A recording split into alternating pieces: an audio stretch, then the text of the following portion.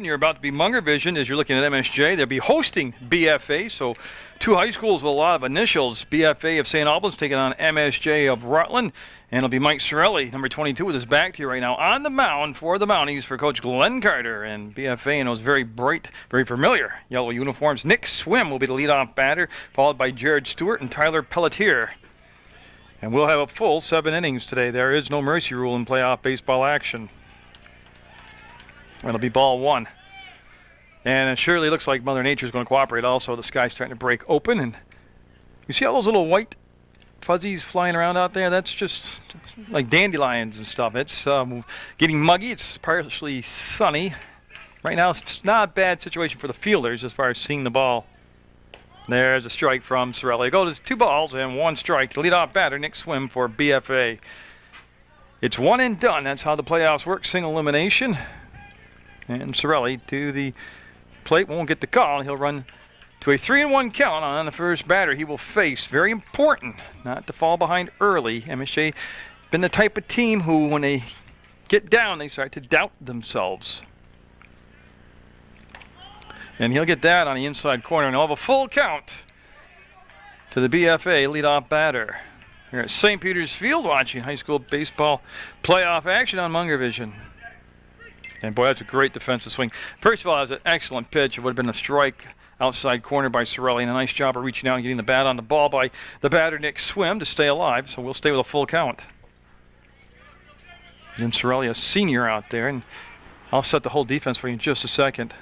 And he will just miss. That was a very patient at bat for Nick Swim. So we will see now how aggressive BFA wants to be on the base pass, or if they want a small ball, see how they're going to play the game here. Ryan Carter getting to start at first base. Colin McCormick, a senior, down at second base. Ryan Gilbert's a senior at shortstop. And Nolan Rhodes is at third base. The senior catcher, Bill Scholdice. And then the outfield has senior Rich Cussell, senior Will Hadeka, and Eric Ladebush. And it's going to be high for a ball. And right now the runner at first base was having a very conservative lead. He's being held on there by Ryan Carter. So Sorelli from the stretch, looking to get out of this first inning, settle things down here and kind of sail through and get through the rest of the order with no damage being done. Stewart at the plate with Pelletier on deck, and then the DH is Adam Collins. He'll be in a cleanup spot. Now watching BFA in their warm-ups, look to be very athletic, very strong, very big. They're going to throw down to first base. Carter with the catch, the tag, and was applied late. The run will be back safe. The pitch called a strike, and Sorelli now with a 1-ball, 2-strike count. Haddock relatively shallow in center field, but Willie with good makeup speed as far as being able to go back on the ball. And that will be snagged by Scholdice. What a play by Scholdice. Holy moly, he looked like a hockey goalie on that one, and we'll go to a 2-2 count. That will keep the runner at first base. So put a bookmark right there at that moment as far as a defensive play, a defensive gem there by Scholdice. Runner was going. That ball's going to be fouled off. It's going to sail over toward the concession stands and be out of play. So we'll stay with a 2-2 count. One thing very apparent right now, BFA very well schooled as far as having 2 strikes on them to make sure to get the bat on the ball and not take strike 3 looking. We're at the top of the first, scheduled for 7. Played it, we have a winner. No mercy rule in playoff baseball. And Sorelli walked the first batter, and he'll scamper back to first base, and he'll be safe. That's Nick Swim, the shortstop for the Bob Whites over at first base. Jared Stewart at the plate, and Tyler Pelletier on deck. And that again will be fouled off. It's a good pitch on the lower outside corner, and fouled off, and we'll stay 2-2. So Sorelli starting to, even though he's been only faced 2 batters, starting to go deep into the count early here and starting to rack up some pitches. They do have both Carter and Haddock available for pitching today. They've had a long time off, actually, since their last game. And the big runner back safe again. And again, real quick, that defense has Carter at first, McCormick at second, Gilbert's at short. Rhodes is at third, Scholdice behind the dish. And that's going to be grabbed off the ground. There's one play to first. Got him. They will turn that double play as Rhodes went to the shoestrings. He's a big, tall guy. He was able to get down there, get the ball right off the top of his shoelaces, and then throw to first. And just like that, 2 down, and now nobody on base. Good alert play there by both Rhodes and Carter at first base. So big play right there. Don't forget what made that possible was the scoop on that wild pitch by Schuldice that kept the runner at first base. So I'm just catching up right now. So that's a line out to 5, and then a 5-3 double play. So Tyler Pelletier up now. Base is clear, and you see Sorelli go back to the full windup, and he'll get the strike called. MSJ on their infield warm-up in the pre-games looked real sharp defensively. Looked very focused, very intense, doing their infield warm-ups. So that walk got erased on that double play, and that one was a 38-foot curveball, so it bounced to the backstop. Schuldice will pick it up. Again, game time temperature was 72 degrees. You can find that out by just going to Channel 15's weather map on the bulletin board, and it'll bring you up to date on all the weather. Partially sunny, and that's going to be low and in the dirt. Picked up by Schuldice. There's a breeze blowing. It's not definitively in or out. It's just kind of a swirling breeze right now here at St. Peter's Field. The number 9 seeded, 9-7 BFA squad taking on number 8 seed, 11-5 MSJ. Rhodes will knock it down. Will he have time? No, he'll be safe. He'll knock it down, make the throw. The stretch over there by Carter, but the runner will be safe, and that'll keep the inning alive. So Rhodes seen a lot of action over there on the third base corner in his first inning. So that'll bring up the DH, Adam Collins, and he's batting for the left fielder, Seth Gates. So BFA's had a couple base runners this inning, but no runs scored yet. And Collins in that DH spot for a reason. He was hitting the ball extremely deep and extremely well in warm-ups. Now I know it's a lot different hitting batting practice pitching than it is against the actual opponent's pitcher, but he was built to stroke the ball quite far. Sorelli back to the stretch again, but he's featured a lot of breaking balls here early in this ball game. Sorelli has. And that'll go to a 1-1 count. And it's off the fist and fall. That was the fastball. Sorelli, a streaky pitcher. He'll get little periods of wildness, but then he'll get on a streak of retiring 6, 7, 8 batters in a row. And you'll be seeing him again after the high school season, playing for American Legion Post 31. And I'll have all that action for you from St. Peter's Field on Channel 15 Sports. And Schuldice will knock it down. The runner will take off, and he's just going to eat the ball. So, again, those breaking balls making the catcher work this first inning as he's been chasing down a lot of wild pitches. Pelletier in scoring position with 2 down, and make sure remember how big that double play was. Rob Lemoy is the on-deck hitter in case BFA is able to extend this top of the first. And that'll be fouled out of play. Right now, the outfield, though, playing pretty much straight up. They've backed up to the midway point. And Cussell right now in left field, not having to contend with the sunshine. Usually the sun this time of day is brutal on the left fielder. Oh, man, that missed by millimeters. Runs it to his second full count of the first inning. And, again, that's one thing we've seen between all 4 batters. They make the pitcher pitch. They have gone deep into the count on all 4 batters, and they've been disciplined. The play right there was just a lucky no call. Actually, that was borderline of being a strikeout right there. And that's going to be looping away from Ladebush, and that will be fouled out of play toward Otter Creek. Again, Sorelli not in a danger zone. He's just throwing a lot of pitches for the first inning. He's nearing his 30th pitch of the first inning. And that will be a walk and a wild pitch, and that'll allow the runner to get down to third base. Still 2 down, but runners at the corners now for BFA. And other than that double play, Sorelli's been a little bit shaky here early on. Now Rob Lemoy up the right fielder, so Lemoy will bat from that right side. And again, now you got to be careful with all those curveballs.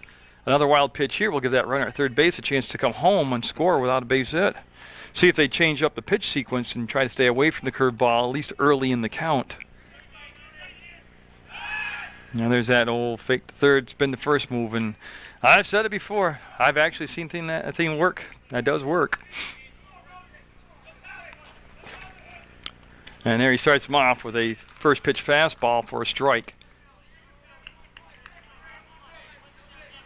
And again, BFA has had 3 base runners on this inning. First base runner got caught up in a double play, and that's a swing and a miss, and came back and caught Schuldice, I think, just below the face mask, actually above the shoulder pad in the face mask, and Bill trying to shake it off. And I'll go to an 0-2 count. Not that I'm in favor of throwing a curveball here, but up in the count now. If he's going to throw a curveball, this is the spot in the count to do it. I never did ask Mike if he had a changeup. I would suspect not. He throws so many off-speed pitches, the changeup would kind of get lost in that mix, become a hybrid of a off-speed pitch. And there's the curveball, and there's the ball that got away, and here's the throw home, and they got him in a pickle. No, they're going to get lucky. So everything, and I don't want to gloat, but he threw fastballs early in the count to avoid what just happened. When he went to the breaking ball, it could have become his 4th wild pitch of this inning, but BFA held up the runner at third. The runner at first did go to second. And the windup, he'll back to the full windup now, and he'll get him looking. He'll get out of the inning. They'll strand 2 in scoring position. We'll go to the bottom of the first, scoreless from St. Peter's Field. So the Mounties is a very familiar lineup right here. They'll have Colin McCormick at the leadoff spot. Ryan Gilbert will be the number 2 batter. Then Ryan Carter will be the 3 slot, and Bill Schuldice will be in the cleanup spot. And out there pitching with his back to number 12 is Riley Howergan. So Howergan getting the start, the right-handed pitcher for BFA, and he's going to have Kyle Pillsbury behind the plate, and that'll be the battery for the Bobwhites. And I'll do the rest of their defense for you. And right now, actually, is a good time. Tyler Pelletier's at first base. Matt Wainscott is at second. Nick Swim is your shortstop. Jared Stewart is at third base. Seth Gates is in left field. Will Barnett's in center. And Rob Lemoy is your right fielder. And you're up to date now on the defensive alignment for the Bobwhites. There's a strike on the outside corner to McCormick. Goes to 2 balls, 1 strike. Now, McCormick handles the bat very well. Got a lot of speed, and they've used him a lot of times to drop the bunt down here in the leadoff spot. And he can spank the ball around. He's a good spray hitter, and he's worked it out to a 3-1 count. So both starting pitchers go to 3 balls on the first batters they face in the lineup. McCormick, of course, a senior graduating this year from MSJ, and he'll be on base, so it won't take us long. I expect Coach Glenn Carter to maintain the same style of play in his playoff game that he has had all season, which is aggressive base running. And he will employ the small ball. Ryan Gilbert up now, the shortstop, also a senior for MSJ. McCormick will be held on at first base by Tyler Pelletier. You're watching Munger Vision on PEGTV Channel 15 Sports, and the website is www.pegtv.com. That pitch inside for a ball. Not only is the website useful to get information about the scheduling on this, but you can also click on Video on Demand wherever you're located. If you're on a business trip to Canada, you can just go to the website, click on Video on Demand, and watch this game wherever you are. Not only is PEGTV your local sports leader, but it's also on the World Wide Web now, so you can catch Rutland County sports anywhere in the world. And that truly does put us heads and tails above all the other coverage. Gilbert with a good eye there goes to 2 balls, no strikes in the count. That's a good pitch. And he needed that one. It goes to 2-1 now. Nobody out, and McCormick at first base. Riley Howergan from the stretch, the pitcher out there in those Bobwhite bright yellow uniforms. And Pillsbury, the catcher, wants it on the outside corner, and that's where it was. There goes the runner, the throw down, and he's going to be safe. He was safe anyways, but then the ball popped free, and McCormick on contact dislodged the ball, but he was going to be in there ahead of the throw. Anyways, actually, it was a nice job by the catcher, catching and throwing all in one motion. So McCormick will put himself in scoring position on that stolen base. And the pitch was called a ball, and it goes to 3 balls and 1 strike. So for the second batter in a row, Howergan has gone to 3 balls as Gilbert. See if he gets, I think he'll be taken all the way. We'll see what they want to do here if the pitch is in the strike zone, if they'll turn him loose. Be aggressive, attack the ball. And that just wasn't hittable. And that will be back-to-back walks, and that'll send runners to first and second for Ryan Carter not the scenario that the starting pitcher Hourigan wanted to put himself in. Facing Carter with the bases empty is one thing. Facing him now with first and second, you're looking at multiple RBIs, but you're also looking at nowhere to put him. If you walk him, then you've got to face Schuldice, who's been hitting the ball very well all season. He's on deck, so a good start for the Mountie offense here. We're in the bottom of the first. We're going to go 7 today. That's going to be a breaking ball. That's a ball. Now, I've talked about this the last 13 years, and you've seen it again here. Young pitcher, high school age, they're not trying to establish a pitch that's working for him and stay with it, stay ahead in the count. He's throwing a changeup, a curveball, and a fastball, and none of them with any control or command yet. He's got to settle in at least for one inning and find a pitch that's working for him, and then mix in the other pitches. They try to throw too many pitches too soon in the ball game. Plus, you have to establish a pitch that will complement where your other pitches are going to be. And a good eye by Carter. That was below the knee, and it goes to 2 balls and no strikes. This is the big pitch in the count right here. Carter should be sitting on a fastball. So MSJ with that 11-5 record, and also the number 8 seed, taking on number 9 seeded BFA. He right down in his power zone, lets it go by, and that'll make it a 2-1 count. The outfield very well scouted. They had backed up about 12 to 15 feet further than we were up there for Gilbert. Carter, I've seen him do it several times. He has the power where he can leave the yard here. Big swing, foul ball, 2-2 count. And like I had mentioned, the cleanup batter, of course, is the catcher, Bill Schuldice. Will Haddeka in the lineup has been ill for most of the week, and he's trying to tough it out and getting these seniors. Every game can be your last game at this point.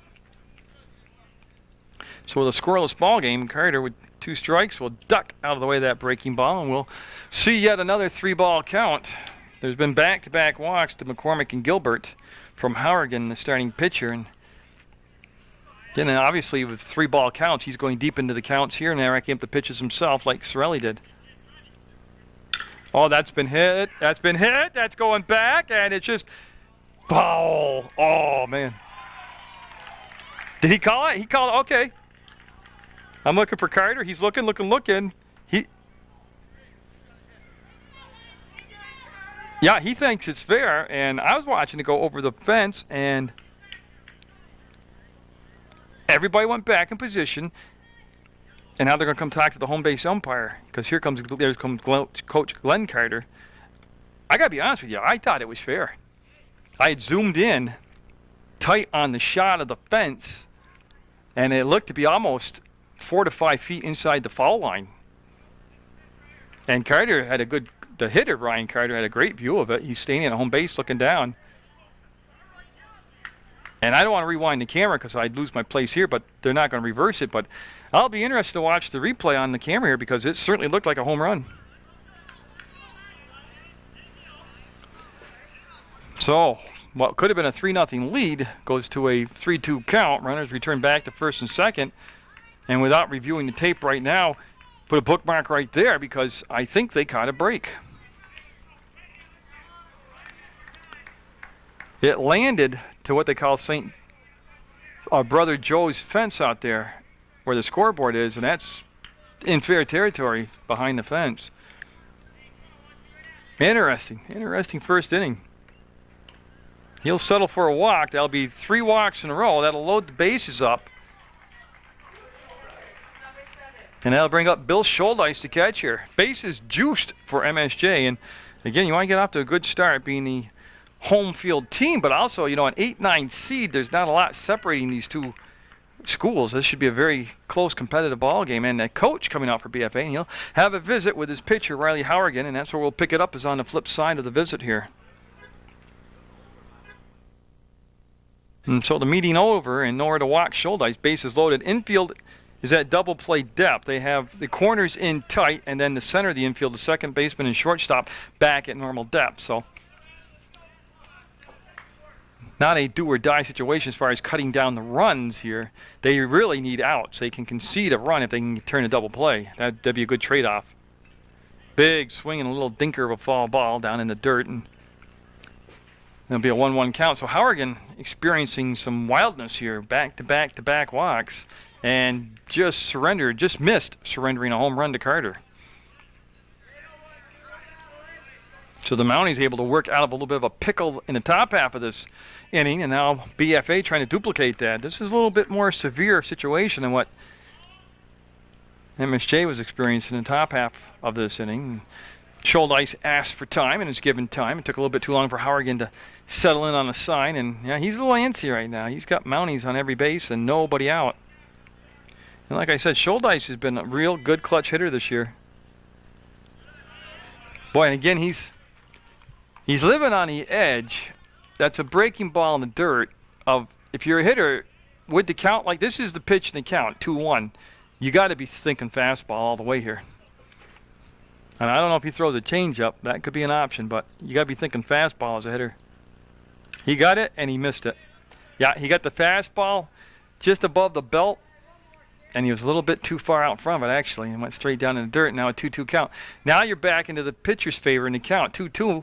He can get tricky here if he wants to. If he wants to try to change up, throw the curveball or whatever, but he had the pitch. Schuldice had the pitch right there that he was sitting on and just missed it. So with a 2-2 count, they're looking for the big out right here. That'd be the first out. Just missed. Full count now for the fourth batter in a row. Already 3 walks given up by Riley Hauergen. That was a very disciplined take right there with 2 strikes by Schuldice. Right there. Got him looking. Fastball outside corner. Oh, senior player. 2 strikes. You got to make contact. Bill knows it. Will Haddock coming up now. I'll tell you. Now they're going to bring the center, the corners back because there's a force out at any base. 1 out is a lot different scenario strategy-wise than with the no outs, and double play would end the inning. And Willie, of course, a left-handed batter, and they're not going to obviously hold Carter on at first base. Bases are loaded, so that gap not as big as it could have been if they would have held Carter on. So Haddock, like I said, been feeling a little under the weather all week. See if he can get real healthy real quick here and get a base hit. So a lot of moments already there, significant, even though we're still in the first inning for both sides. Sorelli on deck, and Haddock looking to get MSJ on the scoreboard. Boy, he turned on that one. He left that curveball just sitting up there hanging, and Haddock got around and pulled it foul for strike 1. Running a little bit of cloud cover right now, and again, that's comfortable weather for the ball game, and also the outfielders having to contend with that notorious left field sun at this time of day. And that's going to be knocked down. I'm waiting to see, make sure, yeah. So the run, it's fair ball. They're out at first, out number 2. 1 run comes in, but again, if BFA gets out of this with just surrendering 1 run, that is almost a moral victory. So that's first baseman unassisted. Now Mike Sorelli up. And again, the catcher, Pillsbury, coming out and have a little chat with his pitcher. And Hauergen right now trying to pull a David Copperfield and get out of this inning with just the 1 run. But when you have the bases loaded and nobody down and you're at the 4, 5, 6 spot in the lineup, that's the makings of a big inning. Now it's not over yet. It will be now. And it's going to be 1-0 MSJ at the end of 1 inning of play as both teams squandering chances to get more runs on the board. We'll go to the top of the second. Mounties up by 1. So all I got to say is, wow, what an interesting first inning of play. It can only get more mystifying as we go deeper into the ballgame. We're at the top of the second, and Riley Hauergen up the pitcher for BFA. Now MSJ had the bases loaded, nobody out, and only got the 1 run, and they were at the number 4, 5, 6 spot in the order. And also, MSJ had an apparent 3-run homer called a foul ball. And it's, oh, you be loud, make it sound like we have a crowd here. And then BFA in the top half of that inning was able to not get the key hit. They stranded runners at second and third, so 1-0 the Mounties, and Hauergen with a 2-1 count. That's senior Mike Sorelli on the mound, number 22 with his back to you, going to the full windup, and the pitch will be popped up and out of play. Schuldice will watch it go over onto River Street. And of course, if you ever drive by a baseball game here at St. Peter's Field and you drive by it on River Street, it's always pass at your own risk out there. The catcher Pillsbury on deck, and there is strikeout number 2. Back-to-back strikeouts going back to the bottom of the first. Hourigan and Kyle Pillsbury will come up with 1 out, nobody on. So Sorelli able to get that leadoff batter out here. Remember, he walked the leadoff batter, Nick Swim, and kind of settling down now into a nice relaxed motion when he's pitching. He'll be up in the count, no balls, 1 strike. I'll set the defense again. It's the same as it was in the first inning, but it's going to be Ryan Carter getting the start at first base. That's Colin McCormick at second. Ryan Gilbert's your shortstop, and Nolan Rhodes is at third base. Bill Scholdice doing the work behind the dish. Will make the catch on the curveball for strike 2. Eric Laddebush is your right fielder. Will Haddock, one of the seniors, is in center field, and another senior, Rich Cussell, is your left fielder. And of course, the head coach is Glenn Carter. Sometimes Ryan thinks he is, but it's Glenn Carter, the head coach. That'll be in the dirt and to the backstop, and I'll make it a 1-ball, 2-strike count. We're going to go at least 7 today. Don't forget, in playoff baseball action, the mercy rule's waived, and we could go a lot longer than 7, but we have played till we have a winner to advance on in the playoffs. It's a one-and-done scenario, and that is going to be Carter giving chase, and it'll be out of play on the first baseline in the bushes toward Otter Creek, and it'll just be a foul ball strike. And that will maintain that 1-2 count. Now you go back to the bottom of the first when Lemoy struck out looking, then Hourigan started off the inning striking out looking. And like I said, Sorelli, a streaky pitcher. He can struggle his control for 4 or 5 batters and all of a sudden set down 7 or 8 in a row. And that curveball will trickle foul. And again, he has probably been a 60-40 split throwing curveball to fastball ratio-wise, more curveballs than fastballs. He does have the couple walks back in the first inning, and he was able to escape with no damage done. And taking too long to settle in on a sign, and the batter Pillsbury will ask for time, be granted time, and the center fielder Barnett, Will Barnett, is the on-deck hitter for BFA. Boy, that was a very good 2-strike swing because he kind of got fooled on a curveball, kind of come forward too quick and was able to hang back and just foul it off, and nice job with the 2 strikes on him. Again, BFA coming in with 9 wins, 7 losses. The number 9 seed. Mounties with 11 wins, 5 losses. The number 8 seed. And barring an upset by somebody else in the tournament, this will probably be the last home game for MSJ in the playoffs. And Sorelli with the long look in, the wind up the fire, and that's going to be to Rhodes. He will back up barehanded, and no. Good speed down the line, plus he was throwing from just about the edge of the outfield grass, and it was a nifty play to barehand it, but once he retreated on the ball, that gave up that extra step or two the base runner needed to beat that out, and unofficially I'll give him an infield hit on that. And now we'll see again, BFA, when they had the runner on in the first inning, didn't send him on a steal. See how aggressive they want to be on the base pass. Carter will hold the runner on at first base defensively, and Barnett at the plate. And he'll just swing through that high fastball. Actually, it's foul tipped and caught by Scholdice. And then the number 9 batter, Matt Wainscott, on deck, and BFA will be back through the order, getting a second look at Mike Sorelli. And again, 2 fastballs in a row and just overpowered Barnett, and he'll be up 0-2 in the count. I'm a big believer. He didn't catch up to either fastball, just come right back with another one. He does, and he caught up to that on the run. Laddebush will wait, play it on 1 bounce, and it'll be runners at first and second. That was one of those borderline hits where he might have been able to gamble on it and make a shoestring catch, but he stayed back on the ball and kept it in front of him, played it safe. So he did come back with the fastball, and Barnett able to go to the opposite field with it. And just like in the first inning, BFA with 2 runners on base right now. The second baseman now, Matt Wainscott, up, and then Nick Swim on deck. The Mounties with a double play defensively already in this ball game. Rhodes able to get a line drive and throw to first and get the runner out, and Sorelli will step off the rubber and wants to talk to Scholdice. Now, I got to believe this far into the season, couple seniors out there at the pitcher's catcher spot. It's not a matter of understanding the signs of the runner at second base, more probably just about the sequence of what they want to throw for pitches.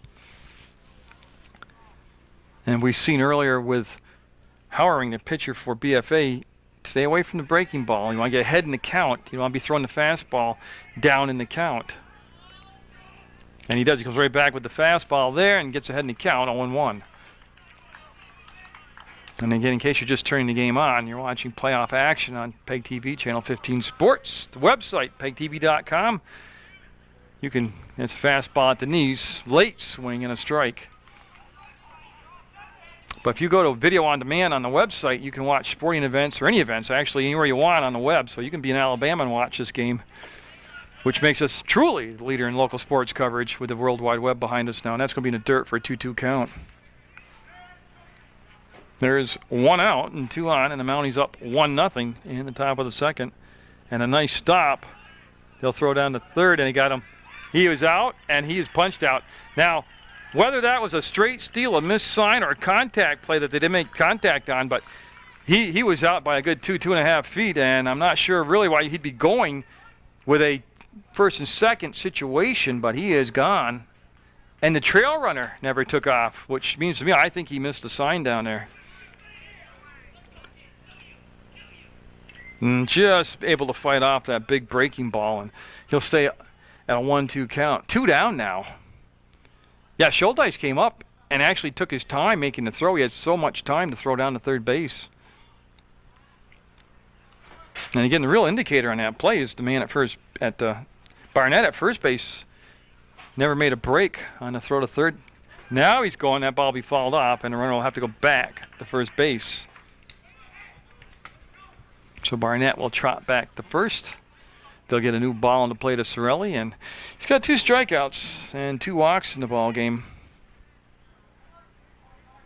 Unofficially, he's given up an infield base hit and a true single, and a throw over to first, and a head first slide.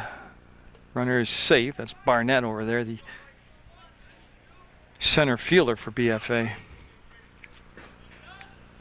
That's driven to the gap, and Ladebush will make the catch. And again, BFA had runners on, unable to get the key hit and not be able to drive them in. It'll be 1-0 MSJ going into the bottom of the see if the pitcher, Riley Hourigan, has kind of settled down a little bit. He had the 3 walks with the 1 strikeout back in the first inning. And we're going to be looking at Rich Cussell. Rich Cussell will be the leadoff batter, followed by Nolan Rhodes and Eric Ladebush. Now, the bottom third of the order for MSJ all season long has been good. They've delivered a lot of hits and produced some runs. So, see if they can keep that alive here. And that'll be obviously a ball in the dirt. And they'll make that 1 ball, no strike. We're in the bottom of the second. Mounties picked up a run in the first. Had the bases loaded, nobody out, and only got the 1 run. BFA's the opponent, and that time he went fishing. Needed a 9-iron to hit that one, and they'll even the count out of 1-1.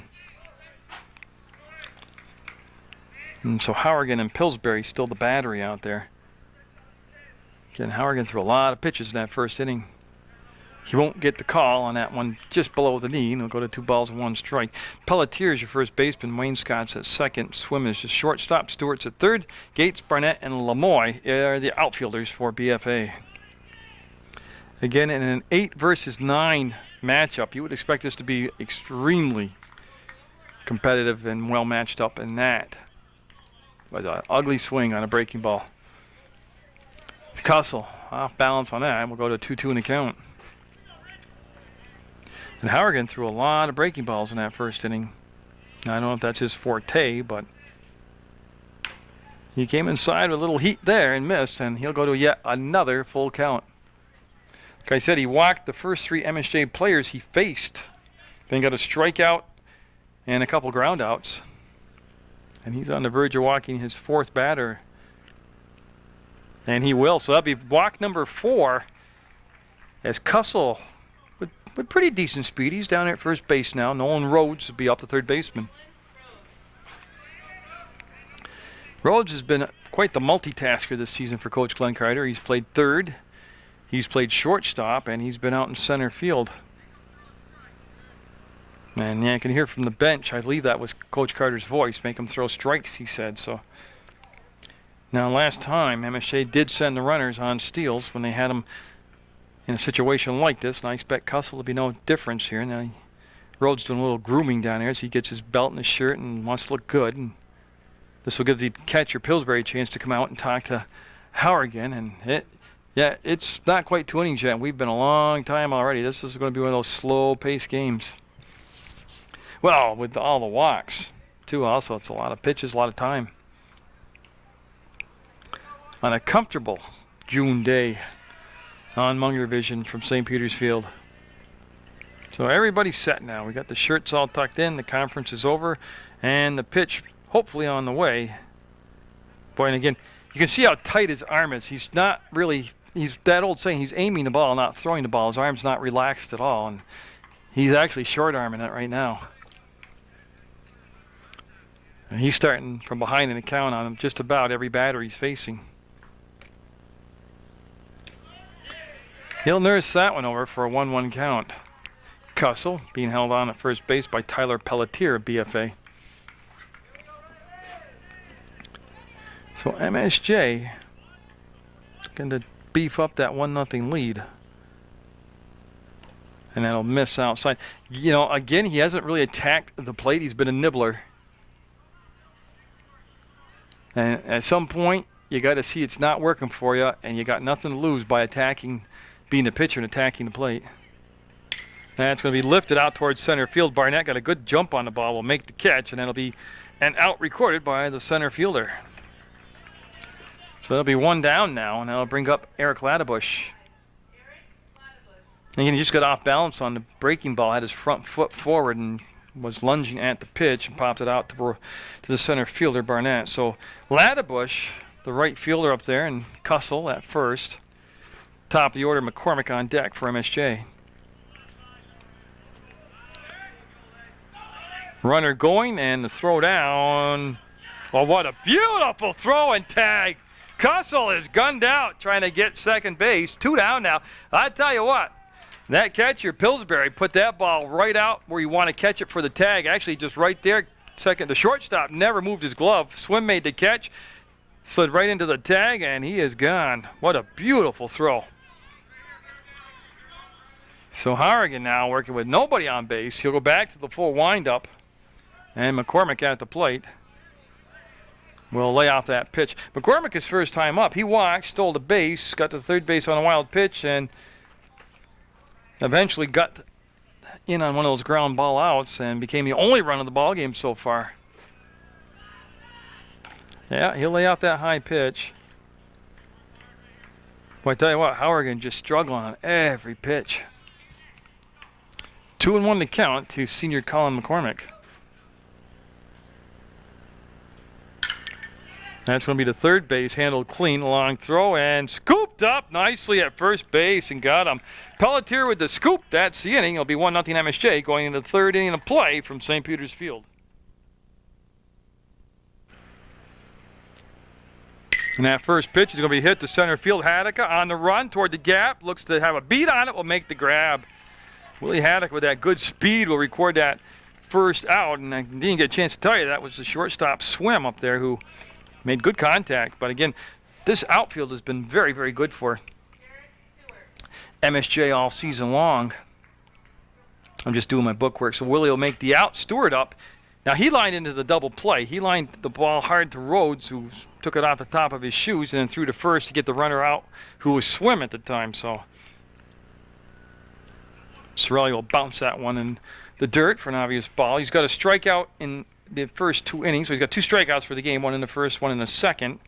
He's given up a couple base hits, a couple walks. He's got 1 out and nobody on right now. And Tyler Pelletier, the on-deck batter, as BFA going through the lineup for the second time now. And that's going to be through the hole at short. That'll be a base hit to the opposite field. Cussell will pick it up and get it into second base to McCormick. So they'll have a runner at first base with 1 down. BFA now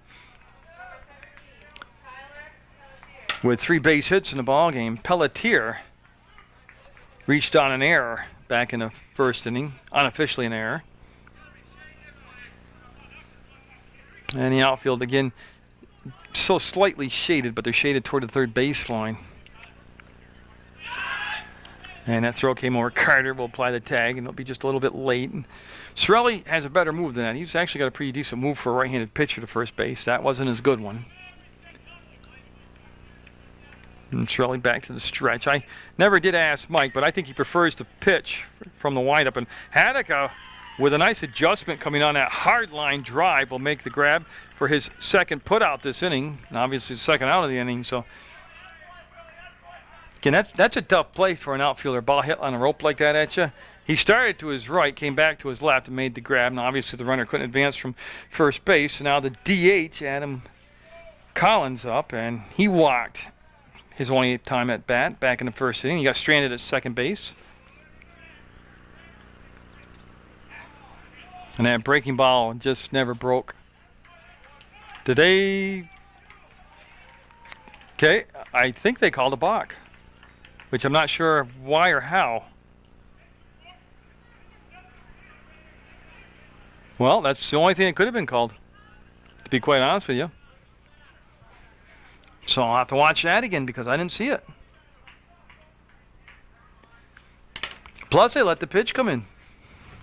Usually, on a balk, they stop. It happens so early in the windup, there's an indication, but the runner will go down to second base. But with two down now, that's toward the hole. McCormick can't get there. On the run, Ladderbush will come up, and nope. They're going to score the tying run on that single to the opposite side, and that's how big the balk became now. It allows the tying run to come in. That's an RBI single for Collins, the DH, and now they're going to bring up Rob Lemoy, who struck out looking back in his first inning. That's the only time he's been at the plate. So on a 1-1 game in the top of the third, BFA finally gets that timely hit they've been looking for. They've had runners on base in scoring position the whole ball game, but have not been able to do what they just did, get the base hit when they need it. It was a good effort by McCormick, but the ball just eluded his glove and scooted it underneath it. That's right off the end of the bat for a foul ball. So in the third inning, BFA will break through, and again, this should be a tight one all the way through. An 0-2 count now, and Sorelli, like I said, had a strikeout in the first, a strikeout in the second. I'm too far away to get clarification on the balk call, but the throw down to first, and a nice scoop by Carter. But I'll tell you what, he had ventured quite a distance off from the first base bag, and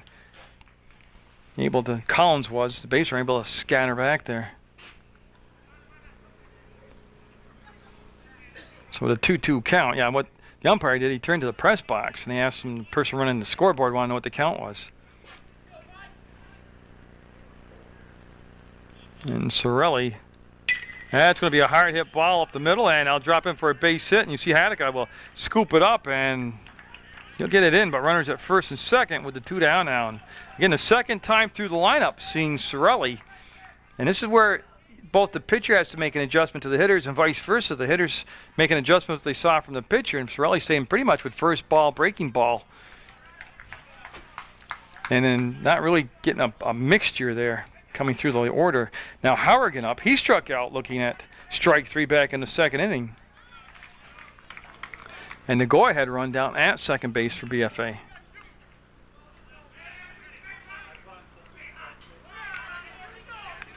And the outfield is, again, just slightly shaded toward the third baseline.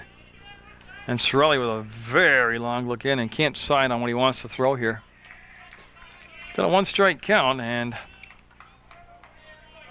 Howrigan all set now. He'll set back in the box, and yeah, they turned and faked the throw. There was no way to cover the bag, and yes, I did.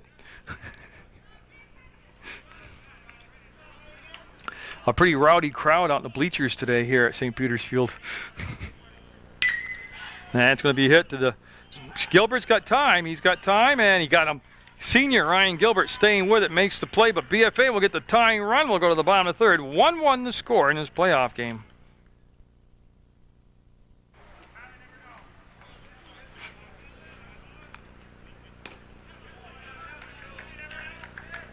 Yeah, what I want to tell you is I made a mistake in that last inning, and this is McCormick up right here. So Colin McCormick, the leadoff batter, will take first base the hard way. So MSJ will get that leadoff batter on. McCormick has been on base twice now. Now Gilbert up. He also walked back in the first inning. There's MSJ now going through the order, getting a second look at the pitcher, Riley Howergan out there. And Howergan he's had his struggles. He's had 3 walks in the first inning, a walk in the second, a hit batter here in the third. But yet, it's a tie game at 1-all. There's the throw to first, and boy, a wild throw to first. And a great grab over there by Pelletier.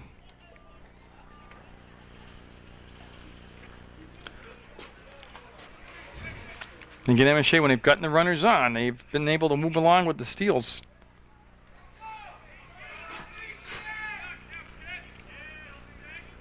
And that just missed inside.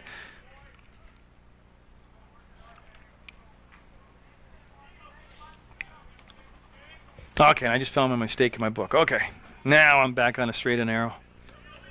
So Gilbert, senior shortstop up there, and he will take strike on that inside corner. He made a little adjustment from that last pitch, and that was actually a good location on that ball. Ryan Carter on deck. That's another long story, but he's on deck. He had an apparent 3-run homer called a foul ball. Boy, he got the bunt down beautiful. That's a beautiful, beautiful bunt, and they'll get the runner at first, but he'll get the sacrifice. He'll get McCormick to second base. There's Colin, and no, he was just a few feet from pushing that to the point where they wouldn't be able to get Gilbert at first base. So a nice sacrifice laid down. And now Ryan Carter up with a runner in scoring position and 1 out. Now the difference here is you can be very fussy pitching to him because you have a base open. First time he came up, there was runners at first and second. And again, he jacked the ball over that left field wall that was called. Yeah, they intentionally walk him now. And see, in high school ball, all you got to do is say you want to walk them, and they did. And see, that was what they could have done that in the first inning, but that would have loaded the bases. They ended up walking them anyways. And then Scholdice took strike 3 looking. That was the big out in the first inning with the bases loaded and nobody out. Scholdice with a 3-2 count took strike 3 looking. And everything kind of just fell into BFA's laps after that. MSJ only getting that 1 run. So first and second. And Scholdice will watch that come in for a ball. Carter at first base, McCormick at second, and the 1 out. 1-1 to score. We're in the bottom of the third. You're watching playoff baseball action on Munger Vision. Will Hanukkah is the on-deck batter. And Howergan has been in a pickle the whole ball game. They show slap, come back with a swing, and I'm waiting for a call. And they're going to say fair ball. Fair ball. They waited and waited and waited, and now they're going to have a discussion about it. Yeah, as we've got, I believe, a conflict in calls. And there's going to be the discussion. They waited and waited, and it has to actually, yeah, it never went on the left side of the bag, so patience definitely didn't pay off there. That will juice the bases as McCormick will go to third, Carter to second, and Scholdice, he's going to get a base hit out of that, and nobody has to know how lucky it was. So Hanukkah up. Hanukkah had the base, the out that scored the run. He grounded out hard to first base, but that got the run in. So Hanukkah up there now with the bases loaded and 1 out. Double plays in order to end the inning, and boy, I tell you, he's got a lot of confidence because he has been throwing a lot of first pitch breaking balls. And the Mounties, I don't know if they're watching that or not, but I bet you 80% of his first pitches have all been breaking balls. Hanukkah took that for a strike. Strike 2. And boy, I tell you, he got the backdoor call on that because that certainly looked like it started outside the plate and ended outside the plate. But he'll tickle the corner and get the call, and Hanukkah down 0-2 in the count. The MSJ. This is the out. This is the hitter, and this is the out right here. This is the big one either way because if he gets him, it's going to be 2 down. This is like the Scholdice strikeout back in the first. This is the inning right here. Now, I know there's another batter coming up, but the whole scenario changes afterwards. Mounties with a good chance right here to making of a big inning and break the game. Open base hit, you got to figure, even with Carter's not great speed at second base, it's going to take a lot to throw him out at home base. Gaps are wide open. They backed up on the outfield, and that's created much wider gaps for Haddock to hit in. And actually, he's got quite a gap in right center field. For a left-handed hitter, that's very unusual. So an 0-2 count, Harrigan to the plate, and good job. 2 strikes, he got a bat on the ball, protected the plate, and that is 3 straight curveballs now from Harrigan. And it's not like a Burt Blyleven curveball. I'm trying to think of somebody modern to compare it to for the kids, but it's just not a hard snapping curveball. It's a big old softy out there that he's throwing.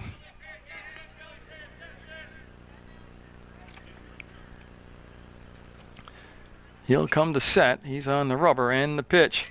That's going to be up in the air, and that's not going to be, I believe, deep enough on the run. And no, they're going to fake the send, and that's a big out. Yeah. That's a big, big out. And the fans that came all the way down, see them all right there in those bright yellow uniforms? They're very appreciative. They know baseball. They know it's a big out right there. They got them on a fly ball that wasn't deep enough to send the runners. So Sorelli up. He grounded out to the pitcher, Harrigan. And MSJ again right on the verge. This would be the second time in the ball game they've had the bases loaded with less than 2 outs. And they're trying to avoid a goose egg here. And Sorelli awaits the pitch from his counterpart. Good stop by Pillsbury. Real good job by Pillsbury. That was actually good technique. He didn't just reach the glove out like you see a lot of these catchers. They cheat and reach the glove out. He got to the knees, made his body big, and slid to that side. And basically just knocked the ball, gave the ball nowhere to go but into his chest protector and let it drop right in front of him. And obviously it was a ball in the count, so. 3rd inning. It's been a long 3 innings. That's a number, that's foul. Pillsbury will pick it up, and that will be just a little dinker of a fall for a strike. If Sorelli can extend the inning, they'll bring up Cussell. MSJ picking up their lone run in the 1st. BFA picking up their run in the 3rd. We're in the bottom of the 3rd right now. MSJ with the bases loaded. And senior Mike Sorelli at the plate. Yeah, and again, Harrigan. A very, very deliberate pace right now he's pitching at. Now, whether or not that's his custom or this is just a struggle today, but he certainly takes his time between pitches. That's the center field. Barnett looks like he's got a beat on it, and they will strand 3. They had the bases loaded, less than 2 down, come up empty. Will stay tied at 1 going into the 4th inning of play. But I tell you, being the lower seed, being the road team, you got to love being tied at 1-all in the 4th. And MSJ has stranded 6 base runners, 4 of them in scoring position. Twice they've had the bases loaded, once with nobody out and once with 1 out, and were unable. And out of that, all those opportunities, they've gotten 1 run. Pillsbury had an infield single back in the 2nd. He'll be followed by Barnett, who had a single, and then Wayne Scott. And Sorelli, he had a long 1st and a long 3rd inning. He did pretty efficient work in the 2nd. That's going to be foul ball back out of play on the River Street. I hope you've enjoyed all the baseball action brought to you on Munger Vision. MSJ, good opportunity to thank the Athletic Association, the administration, the coaching staff, the players, and the whole community for allowing me to videotape MSJ Sports and then present it on PEGTV Channel 15. We're in the 4th. We're going to go at least 7. This has got the makings of maybe going a little bit longer than that. Pillsbury will watch that, and a 2-2 count now. It's really from the full windup, and Haddock coming in, and oh, what a great catch! What a great catch by Haddock! He has been busy in center field, and he has done the job. Like I said, he was basically ill all week, Coach Carter told me, but he certainly looked pretty healthy right there. And I got to tell you, any other cameraman other than Munger Vision, and you never see that play happen.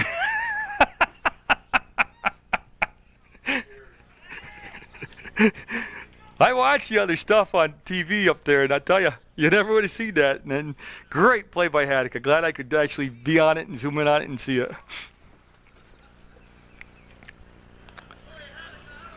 I'll tell you, we're only 3.5 innings into the ball game, but we have seen some great stuff and some weird stuff all in the same. This has been a interesting ball game. Because you go back and, like I said, Willie's been busy. He had two unassisted putouts in the third, and now that one big one in the fourth. He's got the RBI for MSJ, and like I said, he's pretty much been sick all week. And there's a walk. Barnett will go down. Barnett had a single in the second. He'll walk here in the fourth, and they'll bring up Matt Wainscott, who grounded out to Nolan Rhodes back in the second. Now Barnett ran the bases well his first time up, and we'll see what they want to do with him here with the one out. I tell you, I like going on the first pitch. They've looked at Cirelli. They know his move. And it always made sense in the second, third time through the order to go on the first pitch. That'll be a ball inside. Schuldice behind the plate. Got a pretty decent arm back there. Boy, I tell you what, he turned on that. He'll pull the ball. Base hit past Rhodes. Picked up by Cussell. And he'll hit the cutoff man. You see Gilbert with the jump there and make the grab. So it'll be first and second with just one down as BFA trying to get their first lead of the ball game as they're back to the top of the order. Nick Swimmis walked, was part of a double play in the first inning, and then he flied out to Willie Haddock in center field. And yeah, they're talking to Mr. Cirelli. I would have imagined he wanted to get through 4, maybe 5 innings with Cirelli. And I'm not saying he's not going to do that, but he's talking pretty hard to him right now. Like I said, he's got Haddock and he's got Carter both available. Remember last year's playoff game? And he's going to leave Mike Cirelli in there.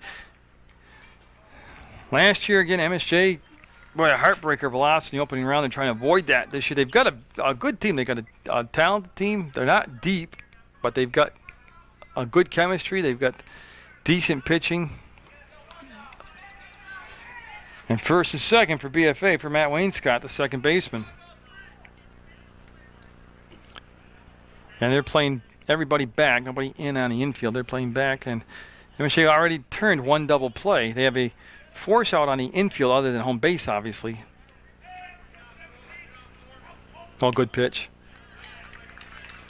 Now, you know, Coach Carter could have been talking about a lot of things, just speculating. He might have been talking about pitch sequence, what he wants, what he thinks you should be throwing here. He'll start him off with a fastball there. Go to the curveball, and tell you what, Schuldice, good job of closing up the 5-hole. And again, I get a little leery of a slow curveball pitcher in this situation. We've already seen a couple wild pitches today. Get another job of stopping the ball going 5-hole by Schuldice.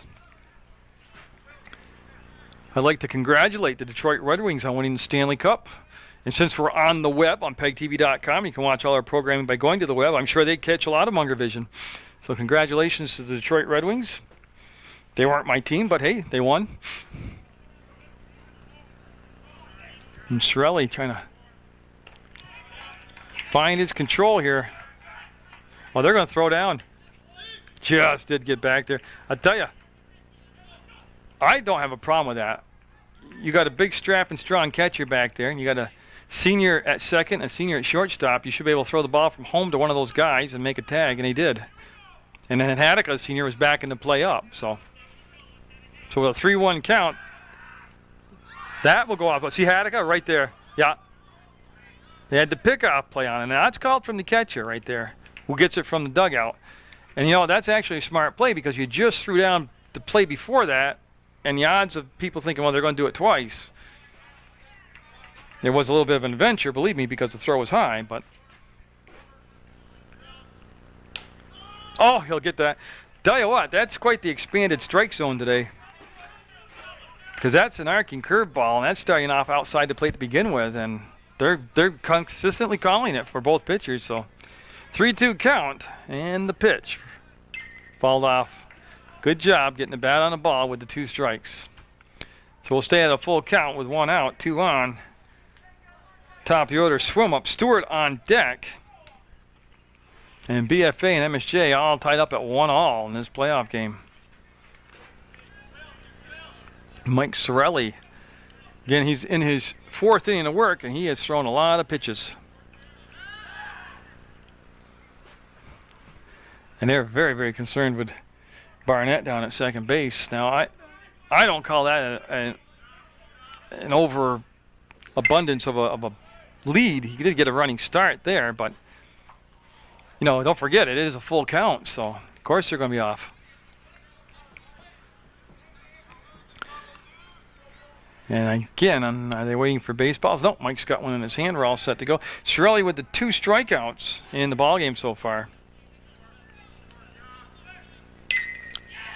And that's going to be through the hole. Cussell will charge the ball. They're sending the runner home, and BFA will have the lead at 2-1.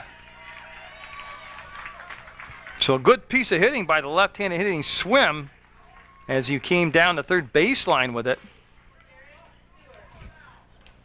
And then Wainscott, I'm sorry, stopping at second. First and second, the one out, and Jared Stewart up. Now he is hit into a double play, and he's also had a single. He scored the tying run back at 1-all back in the 3rd inning. Yeah, that'll be it for Sorelli. They'll make the change, and we'll be back. See who's going to bring in to throw the ball here. So Sorelli will go 3+ innings. He's responsible for the 2 runs on the board. He's also responsible for the 2 base runners.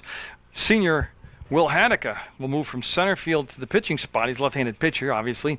Nolan Rhodes will come from third base to center field, and then Mike Sorelli will go from the mound to third base, and I think that is all the changes. Yep, that'll bring you up to date. And BFA, with just the 1 out here, will have Jared Stewart up. Like I said, he's into a line drive. He has singled, and he has scored a run. And then it'll be a ball. Remember, it was Stewart that got blocked over to second base and then scored on the single by Collins to tie the game at 1. And they're right at the number 2, 3, 4 spot in the lineup. So BFA in the 4th with their first lead of the ball game. And Hadeka will drop in the count. 2 balls, no strikes. First and second base, and BFA coming in with that 9-7 record. They've been dodging bullets, man, all day. It's been raining cow turds on them. They haven't got hit by one yet. Mounties with the bases loaded, nobody down in the first, got just 1 run. They had the bases loaded and 1 out in the 3rd and didn't score at all. There's a strike. Haddock was having a big game defensively out in center field. He had recorded 3 putouts. One of them was spectacular. Diving catch. And Stewart with Pelletier on deck. So Stewart will slap that one down the third baseline foul. Yeah, Sorelli just never seemed to really get comfortable other than the 2nd inning. So he pitched to 5 batters in the 1st, and a lot of that was because of the double play. His team's turn. Pitched to 6 batters in the 3rd and was going on batter number 5 here in the 4th. He went deep into many of the counts. And so for going 3+ innings, he actually threw quite a few pitches. And so Hadeka from the stretch, peering into Schuldice, will get the sign, and you can see the indicators. He wants it on the inside corner, and he'll drop the curveball outside. And boy, the runners were off and going, and they'll move up to 2nd and 3rd.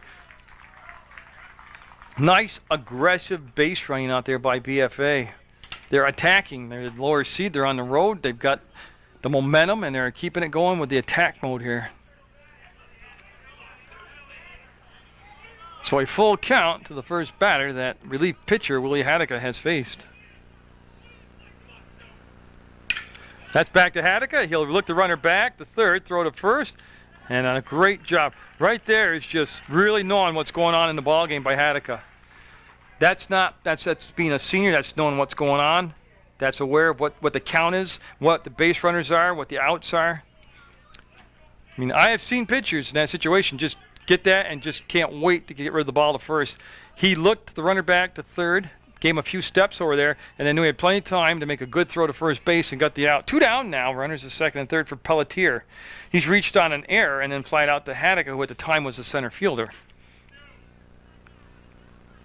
There's already been one balk called in the ball game against MSJ. And Haddock, he's going to go back to the full windup with 2 down now in second and third. I knew just from watching him all these years, he's felt much more comfortable from the windup. Laddebush will end it with the catch, but BFA will take the lead at 2-1 going into the bottom of the fourth over MSJ. And so Hourigan will come out to answer the bell here in the bottom of the fourth. He's been on the ropes most of the ball game, but he's got the lead, 2-1. And I guess that's why you play the games. I mean, if you looked at the stats, you wouldn't believe he would have the lead at 2-1. Mounties loaded the bases. He walked the first 3 batters he faced and ended up just giving up 1 run in the first inning. Bases loaded, nobody out. 4, 5, 6 hitters came up and just got the 1 run. That's going to be the swim. He'll get a nice bounce, throw to first, get the out. 6-3 ground out to start things off here in the fourth for MSJ. That was Cussell that got retired. Now Nolan Rhodes up. He flied out to center field. And then MSJ went down 1-2-3 in the second. Remember, Cussell got thrown out stealing. That's why Hourigan only faced the 3 batters. And then the Mounties had the bases loaded with 1 out in the third and got zilch. Came up with nothing. And those are the type of things that usually you'll see them all night long in your sleep because they'll come back and get you. That's going to be a ball called on a curveball that, if anything, was too far inside. And I'm not taking anything away from Hourigan, but he just hasn't really been that impressive on the mound. But you know the most important stats on the scoreboard, it's 2-1 BFA in the bottom of the fourth over MSJ. Rhodes will take that one for a strike. Laddebush is on deck for MSJ. On an overcast day, very pleasant day for the ball game. And that's going to be the swim on a, well, I think I have him right off the fist, so that'll be 2 down now. Swim's been a part of both of them. He's had an assist and a put out. And now Laddebush, who grounded out his only time up. Top of the order, McCormick on deck. You know, I still go back to what looked to be a 3-run homer that was called a foul ball. Right now, that's what's really sticking out in my head.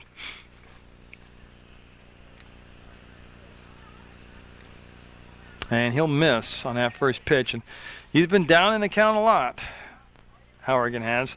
He has defensively Pelletier at first, Wayne Scott at second, Swim at short, Stewart at third, and Pillsbury behind the plate. Gates, Barnett, and Lamoy, the outfield, and that is going to be right on the inside corner for a 1-1 count. And again, the format, you lose, you're done. One single elimination, 1 and done. Mounties trying to advance out of the first round. And that's off the end of that foul. Remember last year they had the home playoff game here and looked to be going all right, and then everything kind of went to pieces quick, and they ended up losing on their home field. It was the year before that they had that great playoff run with that core of young freshmen and sophomores. Good job laying off that high pitch, and that'll make it a 2-2 count. Like I said, 2 down, nobody on. Laddebush at the plate. He's generated quite a bit of base hits from the number 9 spot all season long. And I'll tell you what, that didn't miss by much. It fooled Laddebush completely. It was nowhere near as close to hitting him as he thought, and I honestly wouldn't have been shocked if they would have rung him up on that one. So full count, and Laddebush awaits Hourigan's pitch. Just missed. Good eye, and he'll take the walk. He'll head down to first base, and MSJ looking to get some 2-out magic going here. Colin McCormick coming up. He has walked, he has scored a run, and he's been hit by a pitch.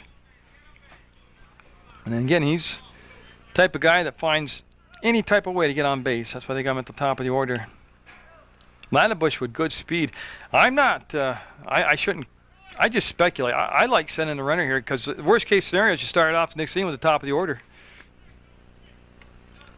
You got good speed at first. You got an experienced player at the plate, and that's going to be a foul ball strike. Laddebush will head back down to first base. Again, Coach Glenn Carter at MSJ. He's got an 11-5 record. And they retrieve the foul ball, and Hourigan all set. Pillsbury, the catcher, wants that on the outside part of the plate. And tell you what, it was just low, and it'll make it a 1-1 count now. Mounties with a run in the first, and BFA with a run in the third and a run in the fourth. That's where we are in the bottom of the fourth at 2-1. The Bob Whites with the lead. I'll have Mill River girls softball playoff action for you at a later date on Channel 15. As they ended up number 3 seed in the state. They have an outstanding pitcher in Jessica McDonald. And they play on Saturday, and I'll be down there covering that for you. And, of course, everybody hoping and anticipating opening round wins by both Otter Valley, who's seeded number 2, and Mill River, because they would meet at Otter Valley in the next round if they both can advance. And, boy, that would be a big crowd. That's a huge rivalry. Inside, McCormick with the good eye will lay out that pitch, and he'll drive it to a 3-1 count now. And this has been Hourigan's problem today, his control. McCormick probably taking all the way here. He will, and that'll be back-to-back walks with 2 down. And I'll bring up Ryan Gilbert. He has walked and sacrificed, had a beautiful sacrifice bunt. And this will bring a visit to the mound. And will this be... I'm thinking he's going to let him go one more batter, but we'll see what the head coach for BFA will do, and we'll pick it up on the other side of the fade.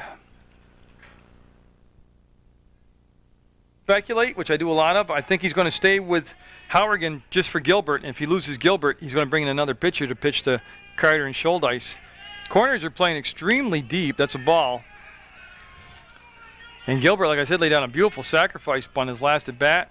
Even though he's up in the count now, and there's a streak of wildness going on by Hourigan continuously here, you got to always think about maybe dropping a bunt down. That's ball 2. Hourigan has just struggled all day like this. It's why I say when I look at that score at 2-1, I kind of shake my old head. But it has brought the Mountie faithful to life here with some noise in the 4th inning. Oh, a very generous strike call. I thought so. I thought it was almost in Wallingford, but 2 balls, 1 strike. Hourigan with 2 down, looking for that elusive 3rd out. Oh, he helped him out. Yeah, he went up around the eyeballs after that one. That'll make it a 2-2 count.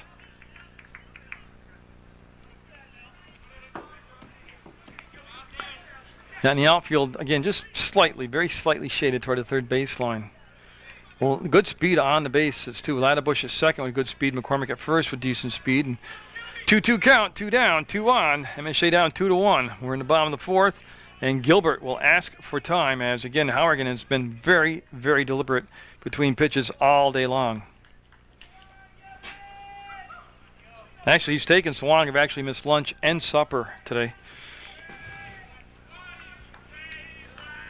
You'll look in, and that'll be low. A nice stop by Pillsbury, and here's a very familiar count to Mr. Hourigan. 3-2, full count. Runners will be off with 2 down.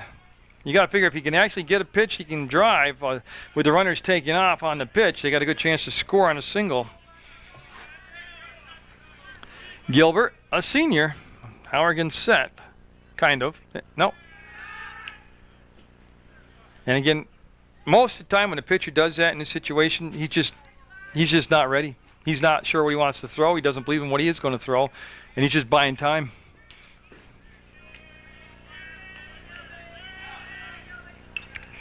That was a fastball, fouled off by Gilbert, and that's a good job with the 2 strikes of getting that bat off his shoulder and staying alive. Actually, that was a good pitch to hit. That was right there. You know, that's the thing, too. You get a pitcher like Hourigan who just lulls you to sleep with his pace of his between pitches and the slowness of his curveball, and then all of a sudden he sneaks in the fastball. Well, that thing probably looked 20 miles an hour faster than it really was. And that could be the 3rd out. Going back is Barnett, and he will settle in and make the grab. That's going to be the inning, and BFA will maintain that 2-1 lead over MSJ going into the 5th inning of play.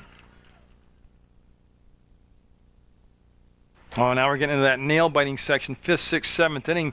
Willie Haddock on in relief of Mike Sorelli, but BFA with that 2-1 lead, and it's becoming very, very apparent. MSJ has stranded 5 base runners in scoring position, 8 base runners in total, They have just one run against a very erratic, wild pitcher. And it's going to be hard. They're making it hard on themselves, but it becomes very apparent that their defense has got to shut BFA down the rest of the way to keep themselves in the ball game or to have a chance. There's a swing and a miss on a breaking ball. Goes to 1-1 to count.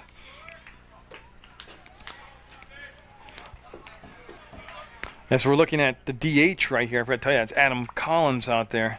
He has an RBI single today. Up there with nobody on base, and that's off the fist. And that's going to be tough. Carter can't do it. Yeah.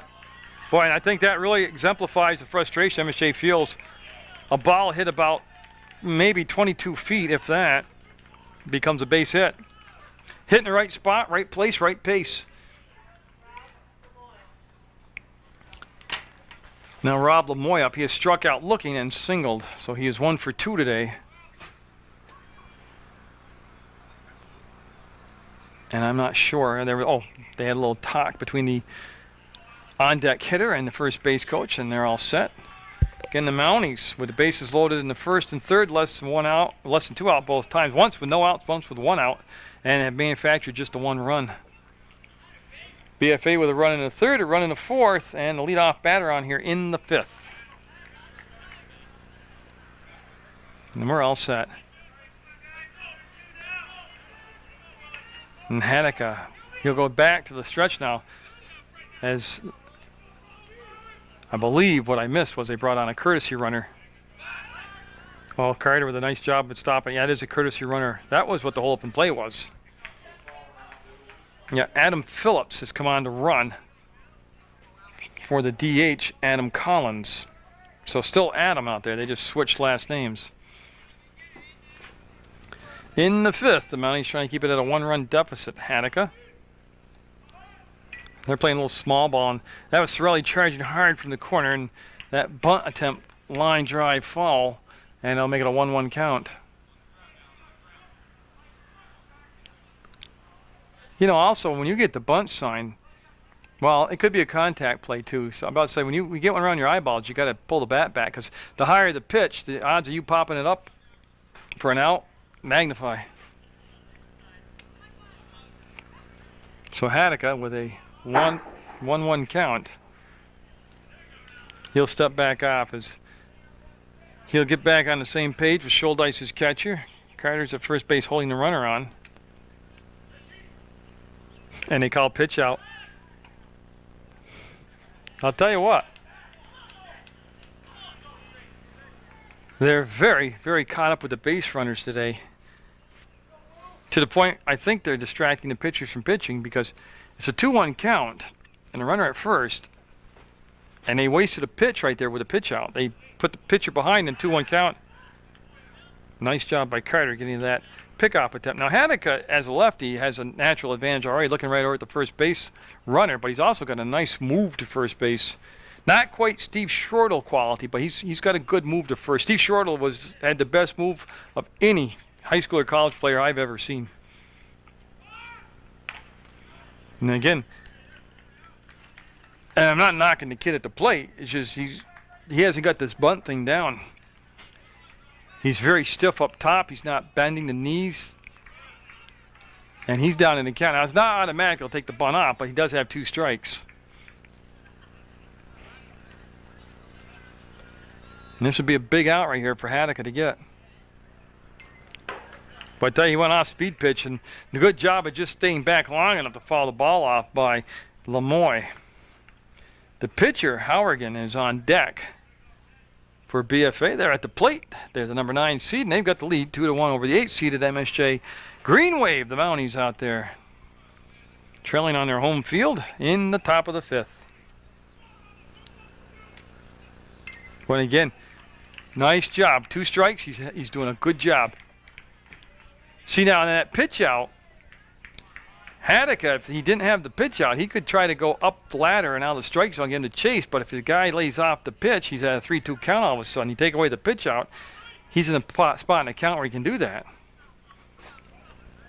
Like I said, they just seemed overly concerned with the runner at first. And that'll be foul. So a good battle here. That's 3 foul balls on strike 2. He's got a 2-strike count, and he's fouled off 3 pitches in a row that could have retired him. So very disciplined at bat here by Lemoyne.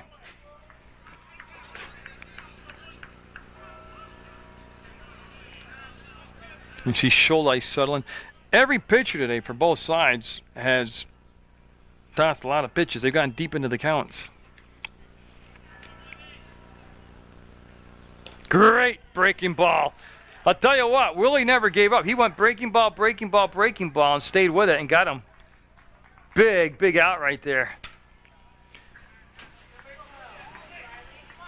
Now Harrigan up. He struck out looking in a second, then he grounded out to the shortstop, Gilbert, in the third inning.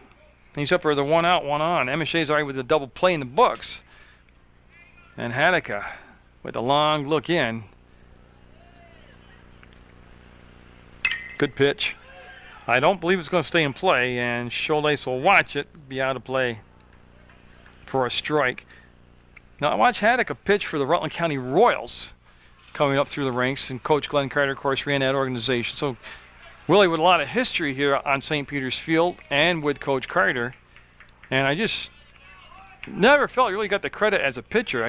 We saw well he played center field, he plays first base very well, but I like him, especially being left-handed out there. But I like it. I like the way he stays composed out there pitching. And like I said, that last strikeout, he never gave an inch. He was going to go breaking ball all the way, and he got him on the pitch he wanted to throw. Ryan Carter at first base is holding the courtesy runner on. Adam Phillips over there at first with 1 down. And it'll sail outside on that fastball and go to 2 balls, 1 strike. Again, you have Carter defensively at first, McCormick at second, Gilbert is at short. The starting pitcher was Sorelli. He's now at third. Schuldeis remains behind the plate. I'll do that outfield, which is still Cussell in left. Right fielder is still Laddebush, and the new center fielder is Rhodes. Got him on a high pitch around his earlobe on the inside part of the plate to swing at a ball. And I'll tell you what, that thing just exploded up and inside on Harrigan and chopping wood. 2-2 count. That's a pitcher's best friend right there. So Hadeka kicks and fires, and they couldn't get it to come down on him. He'll run it to a full count. Pillsbury, the catcher, is the on-deck batter for BFA. They've got the 1-run lead. We're in the top of the 5th. The 8th seed and the 9th seed taking on each other today on PEGTV.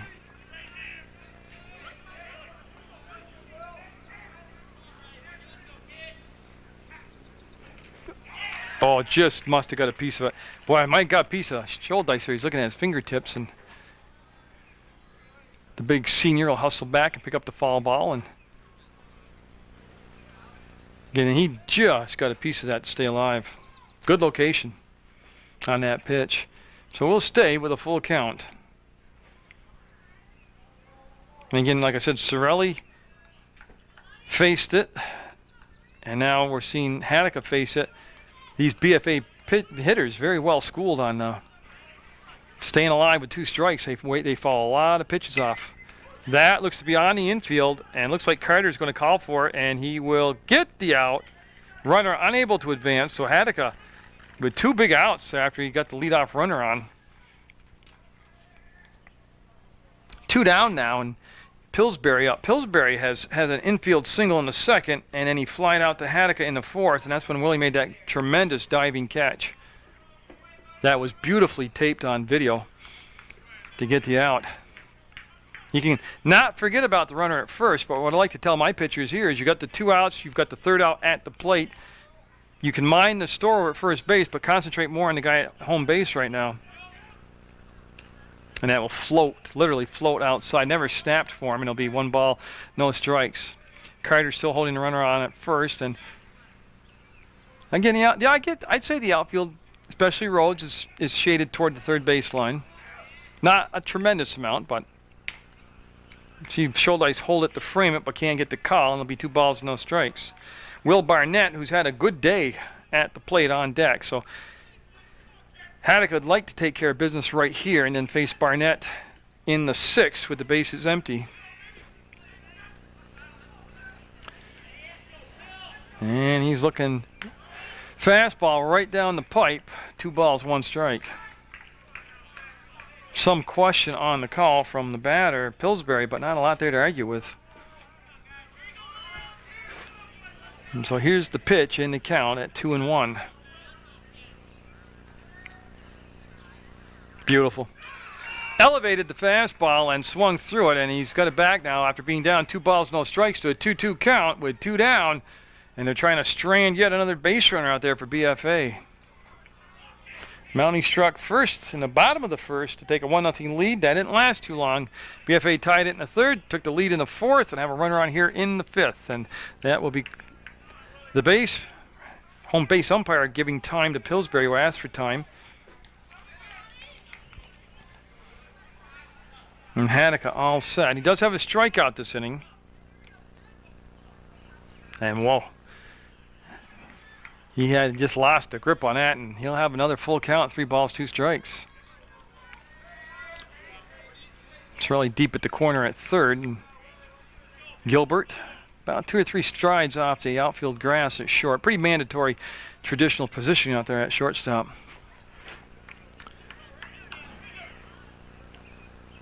Again, see that 2 strike, and every batter in the lineup has done that for BFA. That's just well coached right there with the 2 strikes to get out there and spoil, be a spoiler.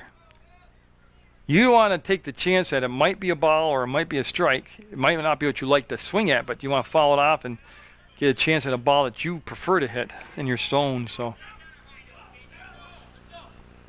oh, and again, that's a great job with 2 strikes by the batter, Pillsbury. And that was a pretty nasty pitch too by Hanukkah. Again, he's had some long battles this inning with the batters, just like Sorelli did, and just like Howerings had, or Howergans had, I'm sorry. So a 3-2 count and a pitch on the way. And tell you right there, he might have caught a break because that one just floated on him. It just set right up right in the power zone, and it got fouled off the fist just to keep it at a 3-2 count. But that was a hanger. That's when they tell you about a hanging breaking ball. That was one right there. And Scholdice having a little chat with Hanukkah. Again, I'm not sure if Willie has a changeup in his arsenal, but after throwing so many breaking balls, I'm not really sure it would be as effective. Though the rule of thumb is you don't follow one with the other. The changeup after a curveball and vice versa.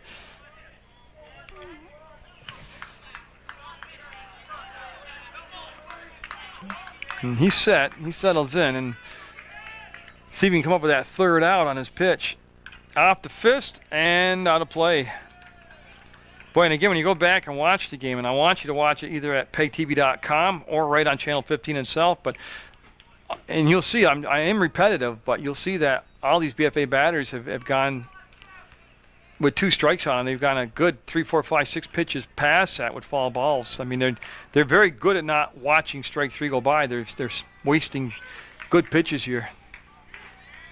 They're spoiling good pitches here. And that looks like Ladd. The boys got a late start. Will come in, make the catch, and they'll retire this side. No damage done. They'll strand another runner, and we'll come to the bottom of the 5th. 2-1 BFA over MSJ on Munger Vision. I don't know how that expression goes about something. Make hay while the weather's there or whatever, but MSJ should make hay right now. Howergan has come out for another inning of pitching, and he has been on the ropes. Seriously, he's been Muhammad Ali rope-a-dope the whole ball game. And he's going to be looking at Carter, Scholdice, Hanukkah, the middle of the order, with a 2-1 lead for BFA in the 5th. Third time they've been through now looking at Howergan's pitches. Tell you what, that was a decent pitch. That was a tough pitch to a right-handed hitter. Carter appeared to have hit a 3-run homer, ended up being walked instead. They called it a foul ball, and that one never dropped down. That's going to be a ball. 1-1 to count, and again, Carter's walked. He's had an intentional walk. And the pitch. That's going to be up. Oh, nice hop. They'll toss and kind of casual, but they'll get him, as that was Wayne Scott to Pelletier, and they'll retire the very dangerous Ryan Carter.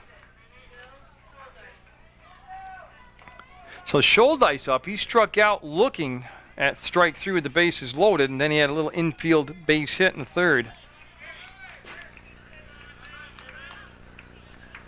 From St. Peter's Field on PEGTV Channel 15 Sports, I urge you to go to the website. You can watch any program you want right there on the web now, which gives us an unbelievable reach worldwide with all our programming.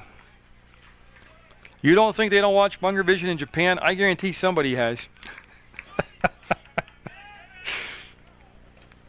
And a good eye there by Scholdice. He'll go to 2 balls, no strikes. But the Mounties getting down to just 8 outs left in their season, and this was a very, very talented team, a team that had a lot of expectations. BFA's swim to first, they got him swim to Pelletier for that 6-3 ground out. And I'm not saying this is far from over, but certainly a much bigger struggle than what they anticipated after seeing the bases loaded twice in 3 innings, only 1 run for MSJ. But this is a team that's got seniors, that has pitching, that has some power in the lineup, it's got some speed, and they really do expect to get out of the first round. But right now, Hauergen on the verge of a 1-2-3 inning. It'll be his second of the ball game. Now Haddock up there. He's got the RBI for MSJ. And a good pitch, especially the left-handed hitter. Sorelli on deck if Haddock can extend this inning. Last time up, Haddock flied out to right field to Lamoy, who made the catch. And then that was a tad bit outside, and that'll be a 1-1 count. Scheduled for 7. We've got to go at least 7. There is no mercy rule in playoff baseball. Haddock had a good rip at that one. That'll be fouled back into the screen, and they'll put the pitcher in control at 1 ball, 2 strikes. Again, you can get settled in this summer and watch American Legion Post 31 baseball action yet again on Munger Vision. It'll be there. Got a good schedule. They play Bennington early in the season. Oh, that's a dandy of a game to get out and watch. That's a big rivalry game, Bennington and Rutland Post 31. And a good eye by Haddock. Pitch definitely outside, pitch definitely low.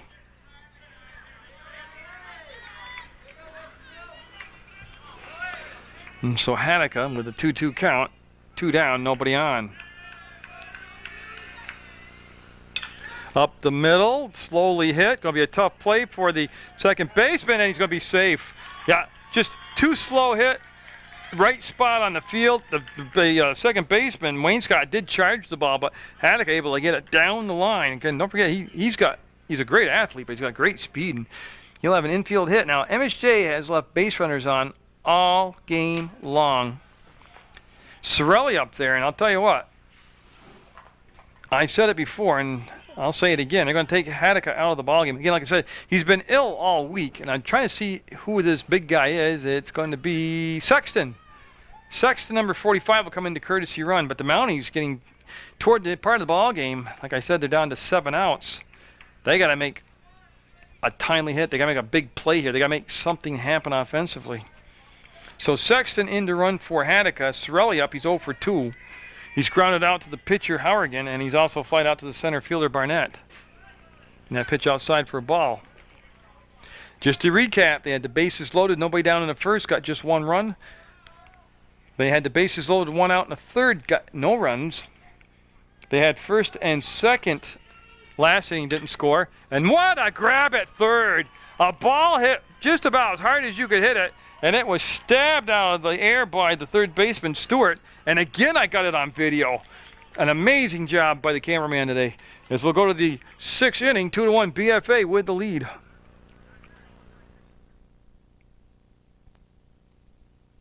Getting pressure early on the pitcher, Haddock, now in the 6th inning. His team trailing by 1. He's on relief of Sorelli, but MSJ obviously having a lot of problems offensively. Just went through the 3-4-5 spot in their order and came up dry. He's got to keep them shut down here. They need some good defensive. Well, in basketball, you say defensive stop, or in football, a defensive series. We got to stop them. Same thing in baseball. They've got to keep us at a 1-run deficit because right now their offense just isn't happening. And Barnett up there, he's been on base twice today, and he's scored a run. And he's looked like a good ball player out there. Wayne Scott on deck, and that will represent the number 9 spot, then the top of the order, and that'll be a strike right there. And 1-1 the count. Yeah, Sorelli started, went 3+ innings. Then Hanukkah came in, pitched the rest of the third, and got through the fourth. The rest of the fourth, I'm sorry. Got through the fifth, and here he is in the 6th inning with a 1-2 count. I'll tell you, the way the game started with the pitcher for BFA, Riley Howergan, walking the first 3 batters he faced,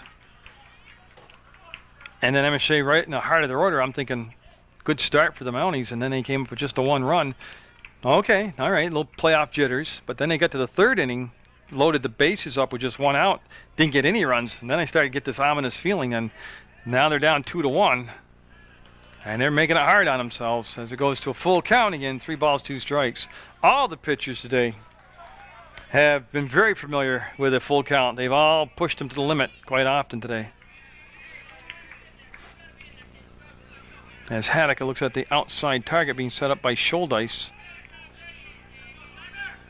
He went outside, too far outside. Now it'll be a walk, and Barnett will be on base, and that'll bring up Matt Wainscott. He's grounded out to Nolan Rhodes at 3rd, and like I said, he's singled also. He got stranded at 3rd base in the 4th. Like I said, they have Carter still available to pitch. I don't know. I knew that Willie had been sick all week, but I don't know what his status is as far as endurance right now. And you can see BFA, they've got the same thing, the same feeling. MSJ's not clicking off offensively. BFA's defense has played well. Their pitchers struggle, but the defense has done well. They're playing for 1 run right here. They want to just pad to lead that 1 run. They're playing a little small ball, trying to move the runner over.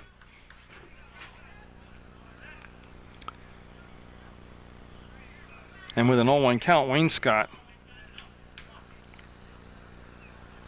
with his hand so far forward, I'd say, yeah, he's going to come down in the bunt formation and foul ball. And again, it's not an automatic thing with an 0-2 count or a 2-strike count. The trend the last couple of years is in softball and baseball is they keep the bunt on. And, you know, I don't have a problem with that. This point of the season, you've executed and you've practiced, you played, this is your 17th game. You should be able to get the bunt down, 2 strikes or not. Oh, they got him. He just watched strike 3 go by. Big get right there. They got the out. The runner did not advance up on 2nd base. And I tell you really examine that at bat. 2 foul bunts and then looking at 3rd strike. You might as well just call for an intentional strikeout at that point. That's a wasted at bat. Nick Swim up. He has an RBI. Right now, the go-ahead RBI, the winning RBI, and that's going to be fouled out of play over into the stands. Actually into the bullpen area here at MSJ. So it'll be a foul ball strike. Like I said, Nick Swim had an RBI single back in the 4th inning, and that's the difference in the ball game right now at 2-1. And Carter holding the runner on at 1st, and that creates that little bit an exaggerated gap between 1st and 2nd for the left-handed hitter. And the way, if you've watched Hanukkah pitch, the natural movement of his ball is into a left-handed hitter, so that puts it right into the hitter's plus sign as far as being able to pull the ball toward the 1st base hole. Now that's got double play maybe. There's 1. There's 2. They'll get their 2nd double play of the ball game. That'll end the inning. Now let's see if that will carry over that defensive momentum and carry over and get their offense going. We'll go 2-1 BFA going into the bottom of the 6th. So the Mounties with just 6 outs left in their season have Cussell, Rhodes, and Laddebush due up, and it is Howergan coming out again to pitch in the 6th. You know, as I'm not belittling him. I mean, I can go through and count the walks and the long counts and all that, but he's only given up 1 run. So I don't really know what my problem is. He's given up just 1 run. He's been erratic and wild enough, just enough to keep you off balance as far as the hitting goes. I mean, he's so wild, he's hard to hit. And he's thrown a bunch of junk balls, but he'll spot the fastball like that and catch you, kind of lull you to sleep with it.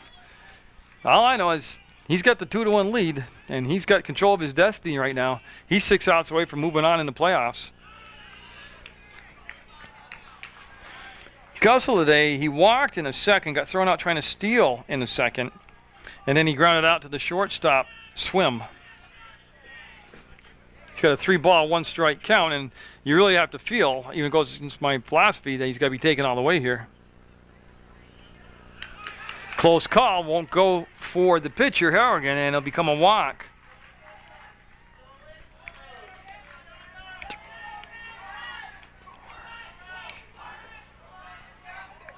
Eight walks in the ball game. 8 walks, but only 1 run. Rhodes up now. He has flied out to center field to Barnett, and then he lined out to the shortstop's swim. Cussell with about a 5-step lead off the bag. There's the bunt, and yeah, they got 1 play. That's the first. Personally, I like the play, especially since he got it down early in the count on the first pitch. Then it became a moot point. So a sacrifice bunt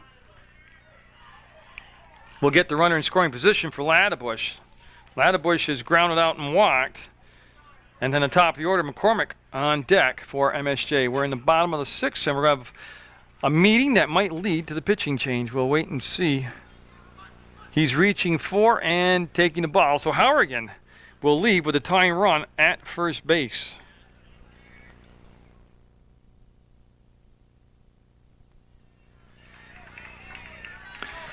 So the new pitcher is the designated hitter, Adam Collins. He comes in with a runner at second, 1 down, and Laddebush up.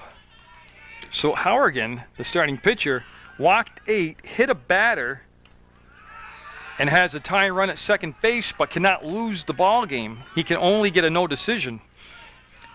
But you take the 8 walks and a hit batter. That's 9 free base runners, and MSJ's only got 1 run to show for it. That, to me, is the amazing part.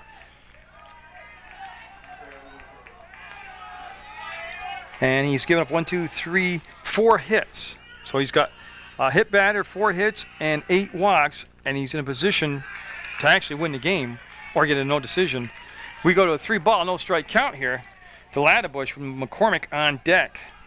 Mounties with a tying run with Cussell down at second base. And they'll raise the strike zone above the belt to the letters and call that a strike. Lots of plays you can point back to. The first inning, bases loaded, nobody out, just 1 run. Swinging strike there, and it'll be a full count. MSJ I'm talking about. Bases loaded, 3rd inning, 1 out, no runs at all came in. An apparent 3-run homer called a foul ball back in the first inning against MSJ. We'll tell you, Laddebush just got a piece of that one to stay alive. That was a very good defensive strike 2 swing. 2 strikes on him, 3 balls. Looking to make some contact, put pressure on the defense, force him to make a play. And ooh, that, I believe, hit Cussell. Yeah, they were trying to pick him off, and he got back ahead of the throw because the throw hit him, went out into center field. Wayne Scott, the second baseman, will pick it up. And yeah, Cussell got hit on the butt. You see him rubbing his butt.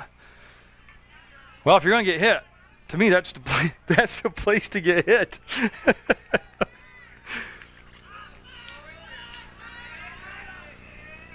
Almost a balk right there, and that'll be ball 4. He balked, and they didn't call it right there. He got caught up looking at the runner at second and his teammate running behind him, and should have been called for a balk, and that'll put runners at first and second for the top of the order, Colin McCormick. McCormick has walked and scored the only Mountie run back in the first. He's been hit by a pitch in the 3rd and walked again in the 4th. So he has been on base all 3 times today. You know, I think the other thing you got to start looking at, too, MSJ, is you got to make something happen. Where's 1st and 3rd playing? McCormick's a very good bunter. He's also got good speed. Well, the new pitcher, Adam Collins, from the stretch in the 6th, will be high and wild, and a good job by Pillsbury of going up and getting that. So Harrigan, like I said, the starting pitcher, walked 8, hit a batter, and this could be a brief relief appearance as here comes the head coach again, and we'll pick it up on the other side of the fade. Got to save some tape. It's going to be a long game. I'm going to stay with Collins. He just wants him to settle down, and he could see something, maybe a mechanical flaw, too. That's going to be another ball. So I'll go to a 2-0 count. Kessel walked, then got sacrificed to second by Rhodes. Laddebush walked, and here we are with McCormick now with a 2-ball, no strike count. There's a strike. And the defensive change was Seth Gates came out of left field for BFA, and Riley Hourigan, the starting pitcher, he went out and played in the outfield. And then this is the DH that's pitching now. And good eye right there by McCormick, and he'll work it all the way to a 3-1 count. And boy, you got to believe he's taking all the way right here. Gilbert is on deck. Ryan Gilbert's on deck for MSJ, looking for at least a tying run here in the bottom of the 6th, scheduled for 7. They're down 2-1. Good pitch. But I knew he'd be taken all the way. All you can ask right here is don't watch strike 3 go by. Put the bat on the ball and make something happen somewhere. Make somebody make a play. Got him. Yep. Oh, I'm not picking on Colin, but you can't have a senior with 2 strikes. Watch strike 3 come to you. And Gilbert up there, he has walked in the 1st, sacrificed in the 3rd, and flied out to center in the 4th. That was a big out.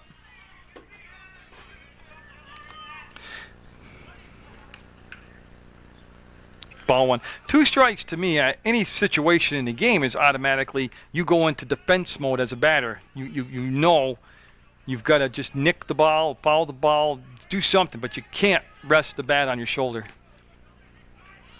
Great pitch. Best pitch he's thrown right there. Had some velocity, had some movement. MSJ with a great opportunity at 1st and 2nd, 1 down, and now they're at 2 down, but they're in the bottom of the 6th, and time is running out on them. I tell you, watch Collins. He has his hesitation on his leg kick on a lot of his pitches. That's pretty borderline.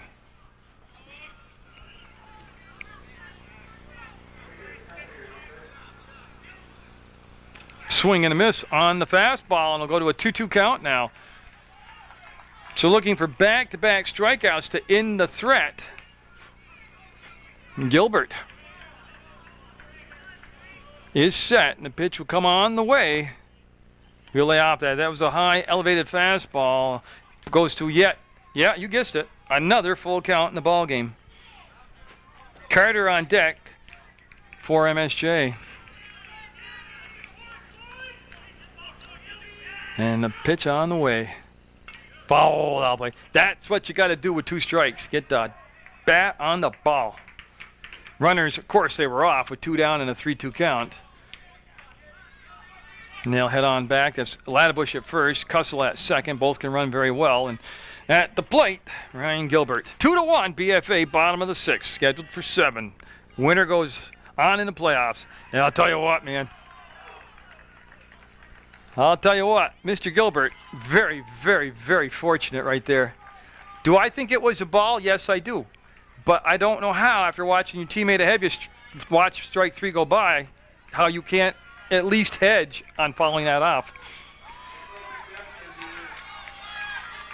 Well, I'll tell you what. This, if there's a title for a moment in the ball game or a picture frame, this is it. You've got your big stud slugger up, Brian Carter, who appeared to have hit a home run earlier in the game that they said was foul. He's got the bases loaded, 2 outs, tying run at 3rd, go-ahead run at 2nd on your home field, trailing the lower-seeded BFA squad. And you really don't need to say anything. This picture sets itself. The table's set. You don't get a much more dramatically written Hollywood script than this right here. You've got the batter at the plate you want. You've got the scenario you want. And you can't intentionally walk them. And they're going to bring out a runner for Laddebush. This is surprising. I think Laddebush runs fast. Maybe I'm wrong. They brought out, I believe that's Bizon. Yeah, Bizon's 8. They brought out Bizon to run for Laddebush. I don't think Laddebush is hurt. Well, the thing about this is you can't be over anxious as a hitter right now.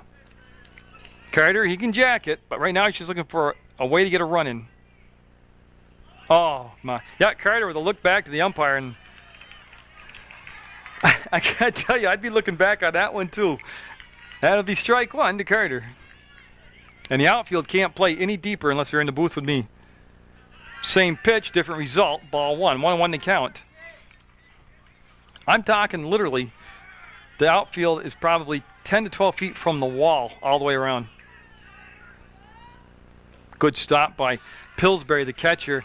And again, Carter, if he's had one weakness this year, he's been fooled a lot, or anxious a lot, or uppercutting breaking balls. And right now you've seen just a dose of breaking balls coming from the pitcher, Collins.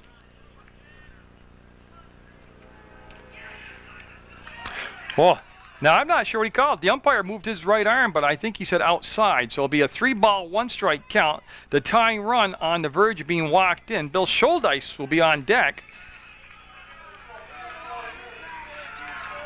You would think fastball, but we'll see. Came fastball and he'll walk in.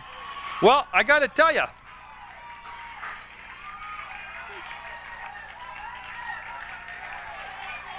they'll be tied up at 2, and I'll bring Scholdice up with the go-ahead run at third. But they were at the position where he had stubbornly gone breaking ball, Carter's weakness, and then at that point in the count, he had no margin for error on the fastball. But you got to wonder, was that an intentional walk? I mean, is it less damaging to walk in the tying run and not deal with Carter, because they're going to bring in a courtesy runner for Carter now.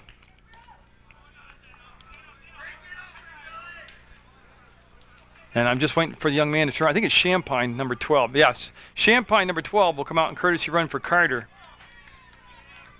Well, a lot of what ifs. You know, we got to wait and see what Scholdice does right here. But Scholdice with a chance to give MSJ the lead. If that happens, would we see Carter come in to pitch the 7th? In a 2-2 game that has featured a lot of ugliness in it, a lot of walks by both sides. It's been fun, though. We've seen some great defensive plays. MSJ with 2 double plays. Willie Haddock with a great diving catch in center field. Scholdice had the bases loaded in the first and took strike 3 looking.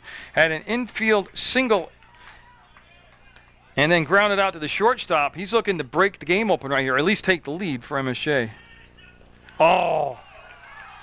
Down in the count, 0-2, and again, a very generous strike on the breaking ball. It's not where the catcher catches the ball, but there's only about 6 inches to 12 inches between the catcher, the tail of the plate and the catcher, and that ball can't drop off that much in 6 inches. Good job. Good job. 2 strikes. This time you got a piece of it. Defensive swing, stayed alive. Oh, no, you got to look at this and think, if they're ever going to do it, this has got to be the inning. They've had chances and chances and chances, MSJ has, and hasn't got either the hit or the break, and this is getting down to, there is no more time pretty soon. Got him. Oh, he didn't call it. I thought he got him, because that was a strike 2 pitches ago. Then tell you what, you got a break right there. You can't have that bat on your shoulder with 2 strikes. Any borderline pitch, you got to fall off. Like that. That was a good job. I'll tell you what, I got to give the pitcher, Adam Collins, a lot of credit. It takes a lot of, what word can I use without being censored? He's throwing a lot of breaking balls to big sluggers with the bases loaded and the game on the line, and he's not giving in an inch throwing in a curveball or a fastball. Of course, he's up in the count. He can do that up in the count.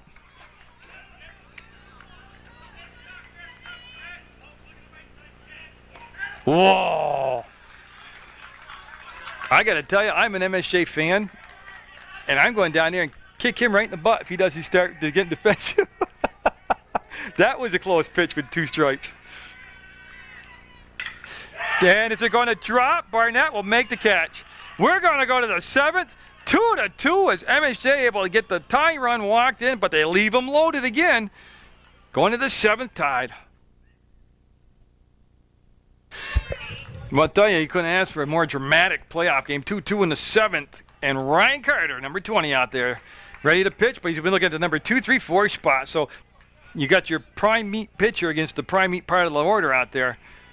And again, Carter has the ability to strike out the side, and that's going to be a tough play. He's staying with it. Sorelli got him! Oh, what a play by Sorelli! And what a play over at first. Is that Willie at first? Yeah, Haddock has gone to first.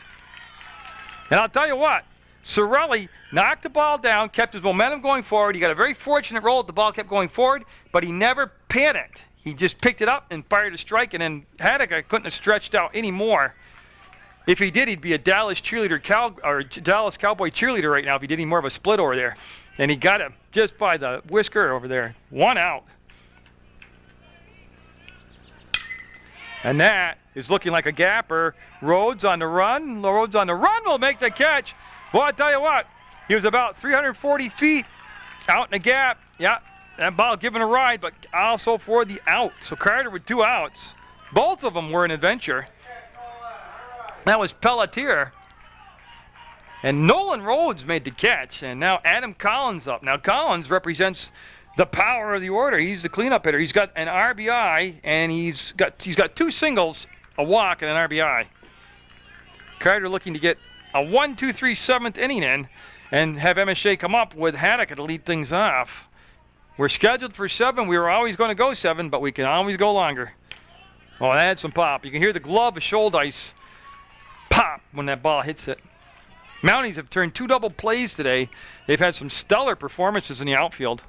Got him on that nice pitch right there. He committed on it and just couldn't break the wrist. So Carter has set it up with a 1-2 count, 2 down, and the pitch just off the corner. Watch how fast he's catching and throwing. He's feeling it. See, he's catching, he's setting up, he's throwing. He's not deliberate or lollygagging between pitches. And the big stud with the pitch. Too high. Yeah. Overthrew. That had some pop on it. It elevated, but he overthrew, and he's got a full count now. 3 balls, 2 strikes. BFA held a 2-1 lead through the 4th, 5th, and 6th inning. The Mounties able to get that run in the 6th. And they're checking the count. I had it at full, but they want to look down and check the count. And it's going to stay full count. Carter winds up the pitch. Good job with 2 strikes. I tell you, he didn't leave that one to chance. He got on his toes and swung at that and fouls it off, and we'll stay at a full count. Adam Collins at the plate, started off as a DH. He's now the pitcher for BFA. And you think back to all the, we're talking about walks and missed opportunities, but there's been some just great plays made in the ballgame. Oh, he got him! Carter with the fist pump. He gives the Mounties a chance to win the ballgame in the bottom of the 7th. He had the great play at third by Cirelli, the nice job by Rhodes tracking down a deep hit to the left center field gap, and then the strikeout, 2-2 going into the bottom of the 7th.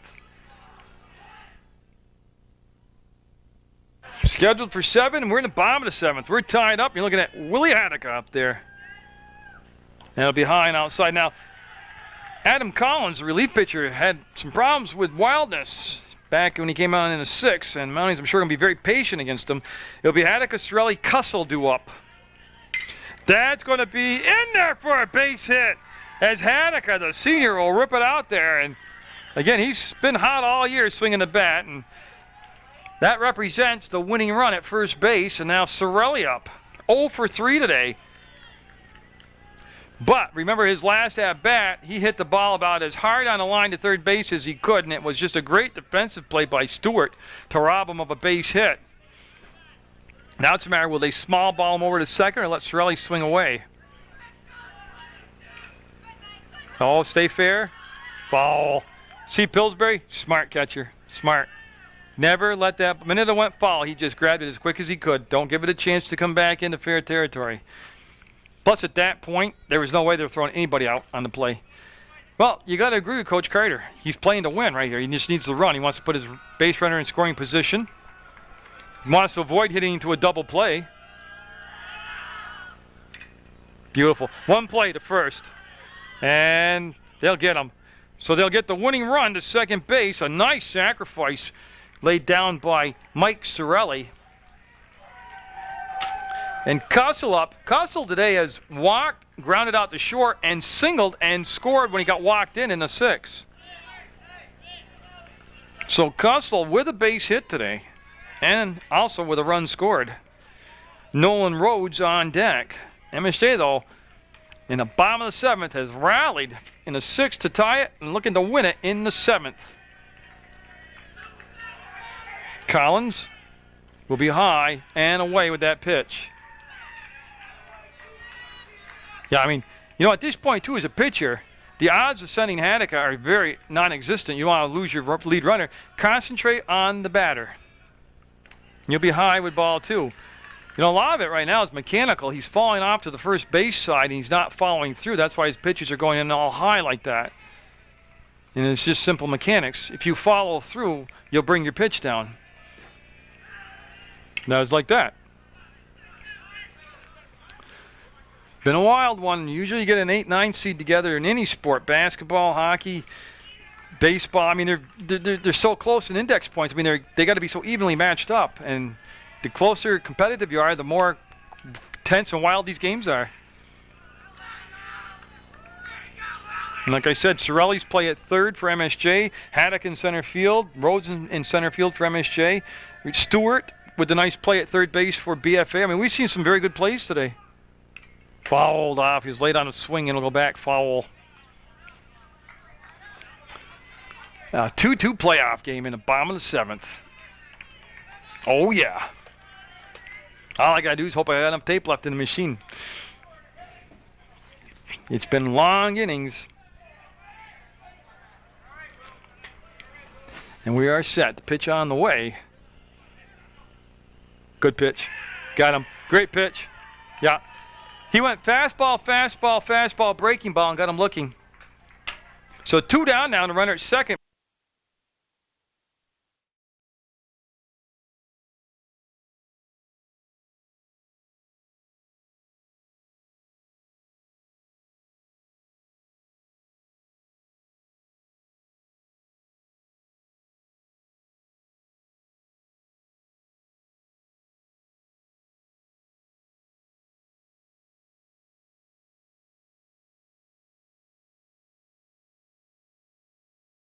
Because I cut it too close on the tape, it was a drop third strike. Rhodes swung through the pitch, dropped the bat. The catcher dropped strike 3, picked it up, threw to first, and that ended the 7th inning, which ended regulation. We're now in extra innings in a 2-2 ball game. And again, winner takes all. They move on into the playoff. The loser goes to their banquet. It's all said and over. And we should be looking at Rob Lemoy, Riley Howergan, and Kyle Pillsbury against Ryan Carter. And I just put new tape in, so now I can talk and talk and talk again all night. There's a strike from Carter. Carter had a 1-2-3 7th inning. He had a strikeout, a ground out, and a fly out. And there's a strike from Carter. Well, MSJ, and again, not to beat this, you know, but they've had so many opportunities that they've missed capitalizing on. First inning, bases loaded, nobody out, 1 run. Third inning, bases loaded, 1 out, no runs. First and second, a couple times, less than 2 down, no runs. Foul tip, caught, strike 3. That was a nice job by Schuldice and just an overpowering fastball by Carter, and Lemoy will go down on strikes. So we've seen Cirelli start the ball game, go 3.5 innings.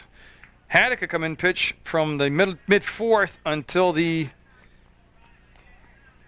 6th, did a good job. Cirelli gave up a run. Hadeke did not. Well, actually, Cirelli gave up both runs. Hadeke didn't give up a run. And Carter now going into the 8th inning, be his 2nd inning of work. That'll be ball 1. The sun coming out here at beautiful St. Peter's Field. That could be an omen. And oh yeah, in an extra inning game, it's just one little goof up here and there. You miss a cutoff, you drop a strike 3, something like that will win the game.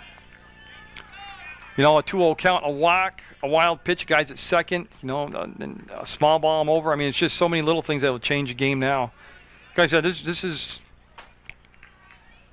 extra innings, and this is somebody's season's going to end here very abruptly.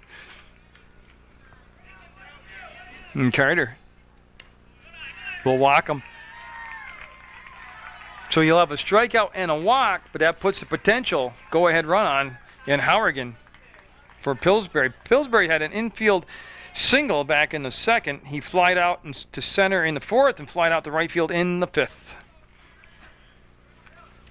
The thing Carter has going for him, though, is he can generate the outs on strikeouts himself, so he can get the outs without allowing the batter to put the ball into play. And he'll miss high there for a ball. Hourigan started the ball game for BFA. He got relieved late in the ball game by Adam Collins. And both pitchers just constantly have worked themselves out of jams all day for BFA. And Carter, as has he been prone to, he will dominate. Then he'll hit a little spell of wildness. And that's, Schuldice out there telling him, don't be wild now. We're in the playoffs. We're in extra innings. And a lot of it is overthrowing. A lot of it's just focusing.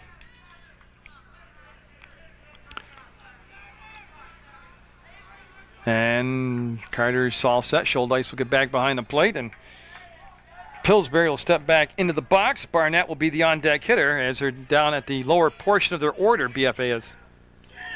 Yeah, and that, again, we'll take it to a 3-ball count. 3 balls, no strikes. Runner at first, 1 out. And it's just so strange how when a pitcher loses it, it happens. So he started the scene off with a strikeout.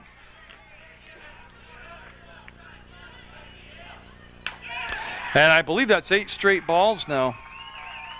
Puts the go-ahead run at second base. And Barnett up. Barnett has singled, walked twice, and scored a run. So he's been on base all 3 times today. And yeah, Coach Glenn Carter is going to come out and talk to Ryan Carter. And he's sticking with him. He's gone through his main 3. He's gone through Sorelli, Hadaka, and now Carter. The game will be won or lost on the arm of Carter. He's not, they're with him unless he got injured. But other than that, he's in the ballgame for the duration. Or maybe not. Wow.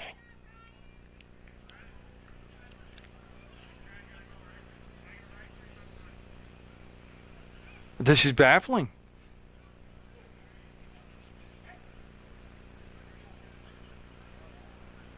Well, I'm not sure if it's an injury. He was. Why though? So Ryan Carter. So what's going on? See, what screwed me up is Willie went to the mound and he can't. But they're gonna. Yeah, Schuldice is going to come in to pitch, and Carter's going to go to catch. And I'm nothing to get Schuldice. He's pitched effectively. I'm just kind of surprised by the whole move. Was Carter injured? Does he have a blister? Did he hurt him something? Or I would say no, because he's going to the catcher's position. And a baffling move. We'll come back after the fade and see what transpires. So yeah, here in the top of the 8th, Carter struck out Lemoy and then walked Hourigan and Pillsbury, and they pulled him. Whether it was, I have no idea. I have no idea if it was an injury or a mutual decision or the coach's decision or Ryan's decision. But I'll tell you what, BFA's got to like this a lot. Schuldice looking for a big surprise performance. He's pitched in the past and pitched very well. But this is Division I BFA in extra innings in the playoffs where you're one and done.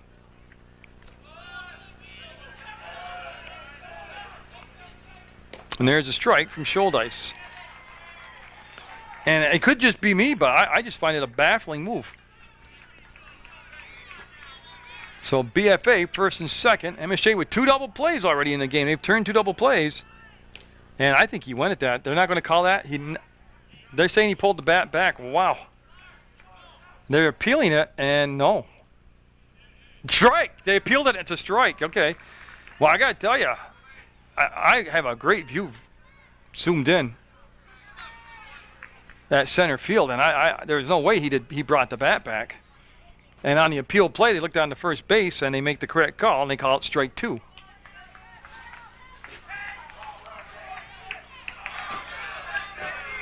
So Schuldice, this would be a big out. This would be out number 2 if you can get him here without allowing the runners to move on to second and third.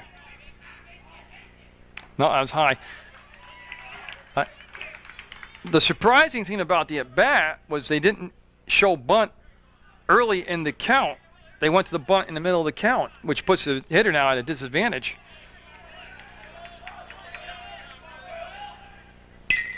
That's going to be to McCormick. He'll take 1, and that's it. They'll hold up, and Runners will be at the corners with 2 down. The go-ahead run at third base.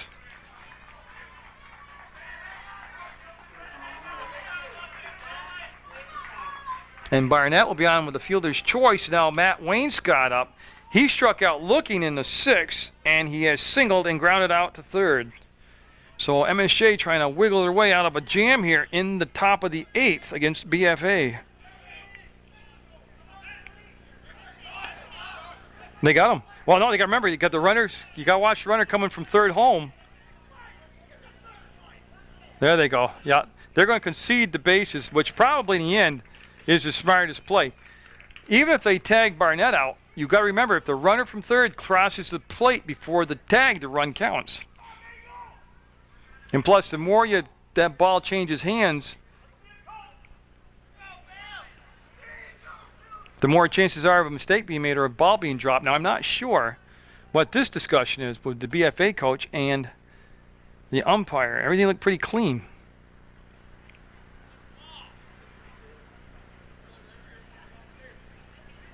Oh, I think the BFA coach thinks there's a balk on Schuldice. And he's saying if that's a balk, the runner should come home from third. Which Schuldice was never on the rubber when the runner from first broke. He wasn't even in a position to make a balk yet. But I think that's the discussion. It's not the umpire who came down to say something to the BFA guy. The BFA guy called the umpire down. And they're going to appeal it. And there's no way this should be one. Well, this is big because the runner would score from third.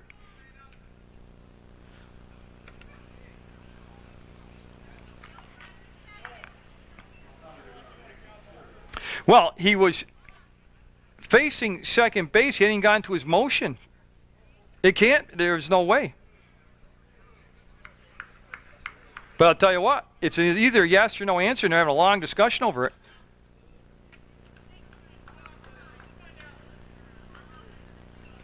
So we'll get, I would say no, because nobody's moved up on the bases.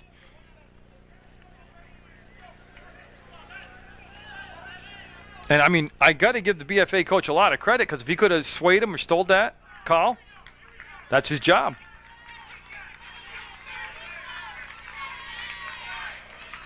So second and third, go ahead run at third. We're in the top of the 8th. Wainscott, the number 9 hitter. And this is the part here where whoever's pitching, you're at the number 9 spot. Go attack him. Go after him. Don't put pressure on yourself by loading the bases. Get the lead off the top of the order up next. Take care of business right here. Attack. Go right after him. Good pitch. Good swing. Foul ball. 1-1 the count. Got a tense one today. Who says baseball's like watching paint dry? You know what it is? There's a lot of, it's a slower paced game, so you can think more between the pace of the game. It's not transitional where you depend on athleticism, get the rebound, push the ball, blah, blah, blah. You know, this is, you got a chance now, each coach thinks their strategy out, the pitcher gets to set up his pitch, the catcher thinks, what do I want to call? You align your defense, the batter's thinking, what's he going to throw? I mean, it's a fun game when you start examining it. Yeah, it's slower pace than an ice hockey game or a basketball game or even a football game, but doesn't make it dull to watch. There's all kinds of stuff going on. Little footnotes to the game. I mean, Jesus, it's a 2-2 game in the top of the 8th in a playoff game. You don't get much better than this. So Schuldice set, the batter set, Carter set. He got a new helmet. And that's going to be caught by Ladebush. That'll end the threat. We'll go to the bottom of the 8th. Still tied at 2. Mounties and BFA. Yeah, I got a little worked up in this game. This has been a fun one. Bottom of the 8th. Looking at number 9 hitter Ladebush. The top of the order, McCormick, Gilbert. And if they can get it back to the meat of the order, Carter, Schuldice, Hanukkah. That's a lot of what ifs. Oh, strike. Adam Collins has had a very efficient, very effective fastball or curveball here in this relief appearance he made for Riley Howergan. BFA looking for the upset. As mild as it would be, it's an 8 versus a 9. Ladebush today is grounded out and walked twice. He's been stranded at second, stranded at third, and that has been a lot of the theme for MSJ today. They have left a lot of people on base. And the sun now definitely a factor. As you can see, it's come back out, and there's the catch for the out by Hourigan. Yeah, the sun has come up out of the clouds over the top of the hill, and that will affect the third baseman, the left fielder, and possibly the center fielder. Now McCormick up. He's walked twice, been hit by a pitch, struck out looking, and scored a run. In actually the first run of the ball game, he was walked in. Or I'm sorry, he was walked and was driven in by Hanukkah on a hard ground ball to first. That'll miss high for a ball. I told you we had to go at least 7, and I thought we'd go longer. And I hate it, because I'm not right very often, but here we are in the 8th. That's got a chance to be caught, and yep, looking up in the sun, Hourigan will have 2 putouts this inning. Scholdice is now the pitcher of record for MSJ. Ryan Gilbert up. He has walked. He laid down a beautiful sacrifice bunt. He was flying out to center field, and then he walked in the 6th, so he's walked twice. Sacrifice and flied out.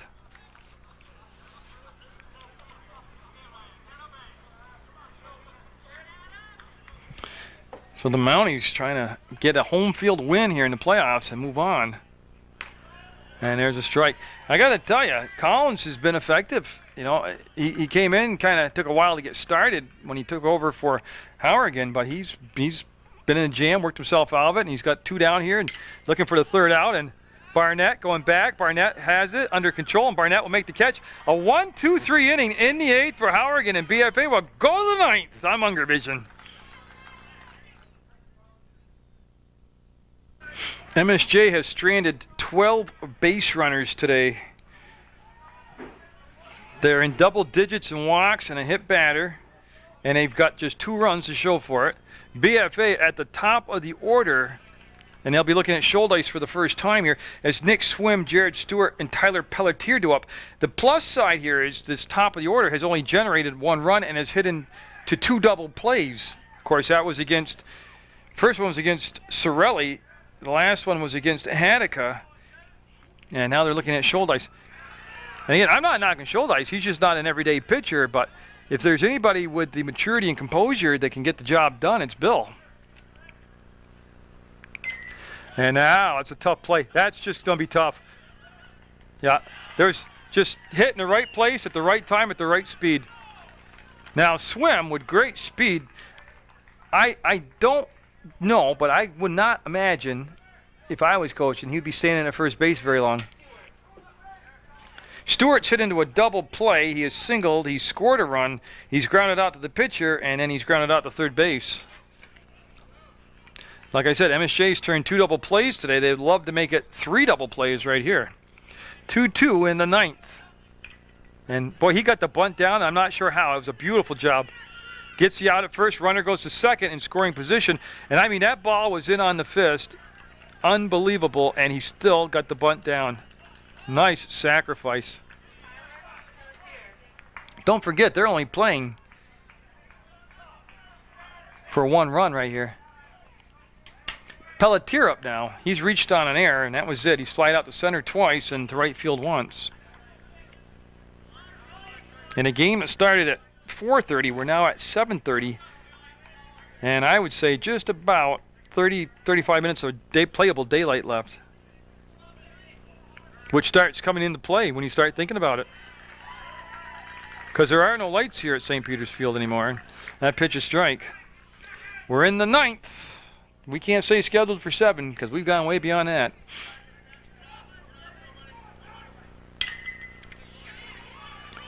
And that's going to be through the hole for a base hit. I had trouble following the ball myself. And the go-ahead run, Swim will go over to third base on a smart piece of base running. And they've gone through, like I said, their strikeout pitchers who can generate strikeouts for an out. So Adam Collins up, and he's already got an RBI today, but he's got a chance for a big RBI right now.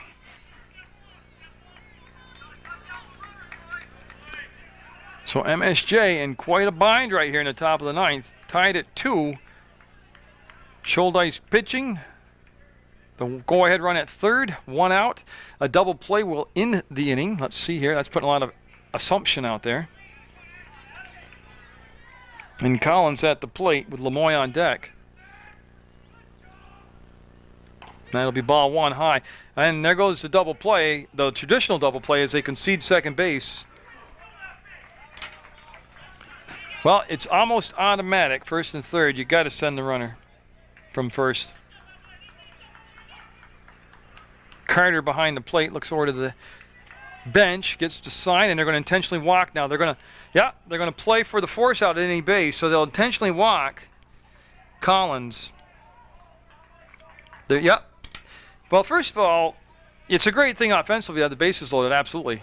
Second of all, it puts a lot of pressure on your defense not to make an error or a wild pitch or a pass ball.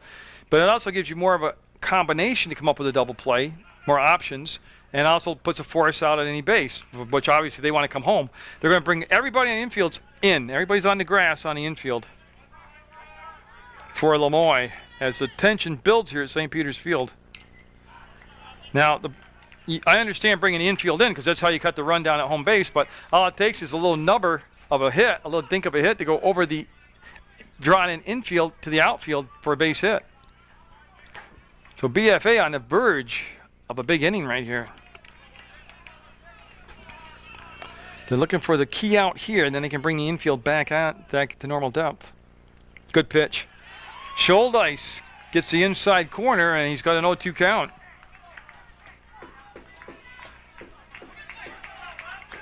Hourigan on deck, and he's done a good job with the bat today.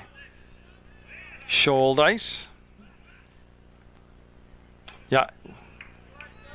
Messed around with that breaking ball and will miss, but he was up 0-2, so it goes to 1-2 now. The last thing you want to do, of course, is hit the batter. It was Sorelli, Hadeka, Carter, and now Scholdice doing the pitching. That looks to be playable. Hadeka will settle underneath it, and nobody's going to be able to advance. Oh, what a job by the pitcher, Scholdice, to induce a little foul ball fly out. 2 down now, but the base is still loaded for Riley Hourigan. So Hourigan looking to be the hero right here with either a walk, a hit, being hit by the pitch, a single, a base hit, anything. I'll tell you what, this has been a fun day today. This has been a wild ride. That's going to be up the middle, base hit. 1 run coming in. They're sending another run home. Here comes the throw from Rhodes. And nope, 2 runs come in.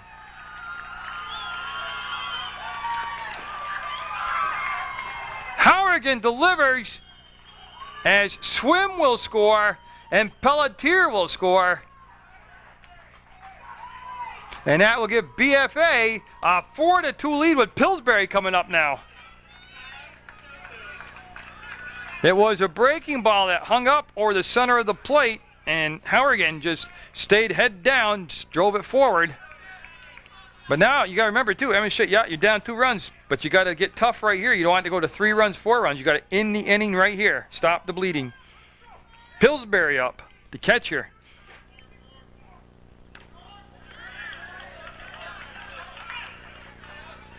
And that pitch called a strike. So the Mounties in 9 innings, down 2 runs now, and not out of the woods yet, as BFA with runners at first and second. Now be fouled out of play for strike 2.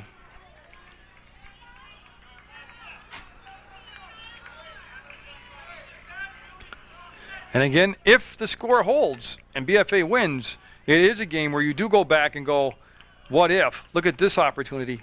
We didn't get this done. We had all kinds of chances. Got them. Damage done, 4-2. Mounties need 2 to tie, 3 to win. Anything less and their season's all done. Mounties down 2, but right at the higher of their order, Carter, Scholdice, Hadeka, the 3 due up here in the bottom of the 9th to face Adam Collins. And they have struggled as of late against Collins, but again, they've had people on base all day long and just could not get the job done. It'll be a ball.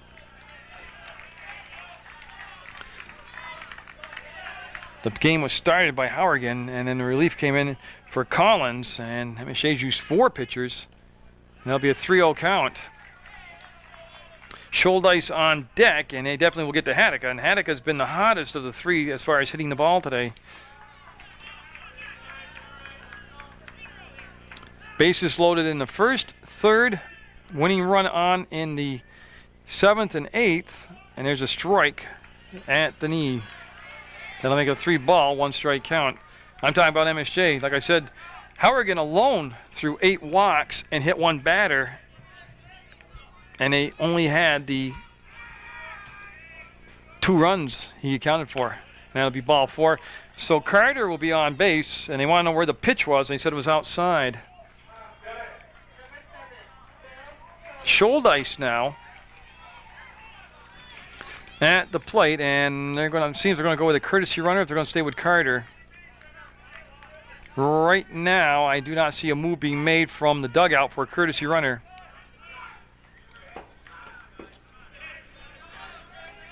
So Scholdice at the plate, and Carter being held on first base by Pelletier.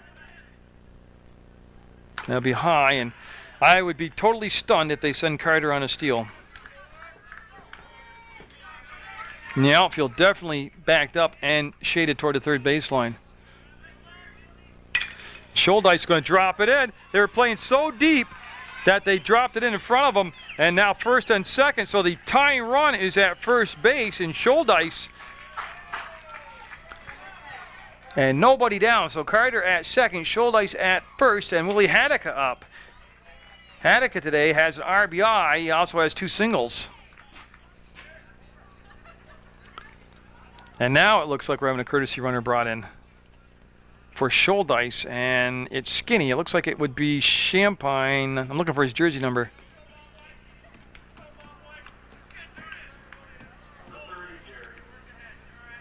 For MSJ? I don't have a 30. No.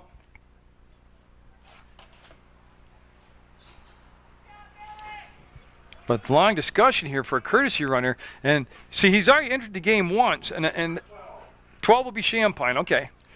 And Champagne, I don't know if he can re-enter. And that's what they're going over right now is who did he run for the first time? And if it doesn't fall into place here, well, I'll let them sort it out, but it's either he can't come in for Scholdice or he has to come in for one or the other, or he can't come in for either. And I would say neither, because the way that the discussion's going, it's been a long move here. And yeah, they've used up their options for Champagne, and it looks like it's going to bring in Zach Richards. Yeah, see, Champagne's already entered the game as a courtesy runner, which isn't the problem. It's how did it fall in the order. And it's Sexton, I'm sorry. That's Sexton coming in number 45. So they're going to trade Scholdice for Sexton after they sorted out, and now they're explaining it to the BFA coach. Okay, and everybody seems okay with it. And all we got to have right now is Haddock hit a home run, and we can all go home happy. Because Haddock has had 2 singles. They've come in his last 2 at-bats.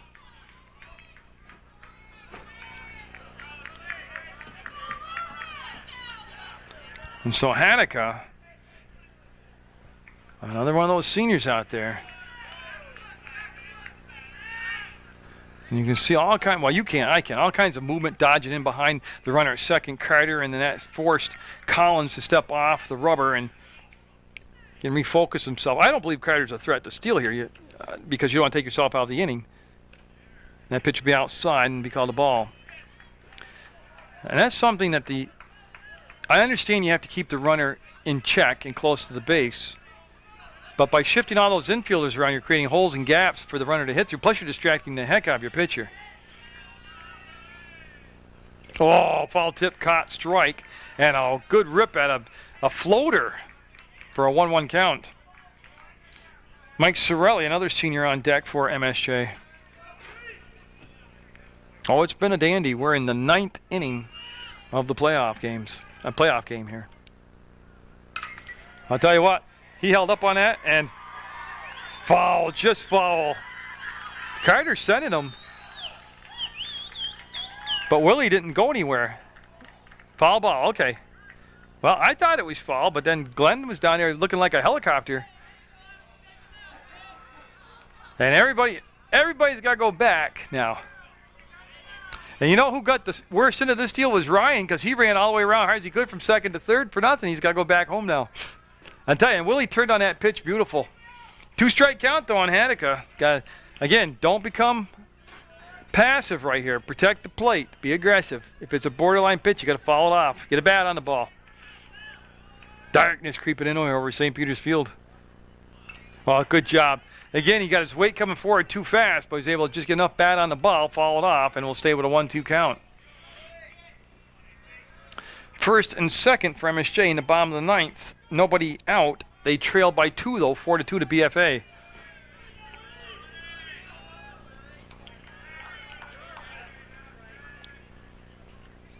Again, right on the fist to foul. That was a good pitch by Collins right there. Brought it right in on his fist, and he fouled it back.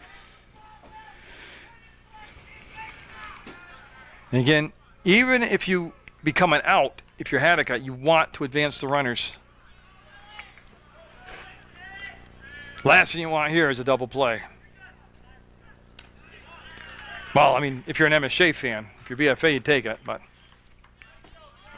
And I got to be careful now because everybody gets their channel because we're on PEGTV.com and you go there and click on video on demand and watch all the programming right there on your computer.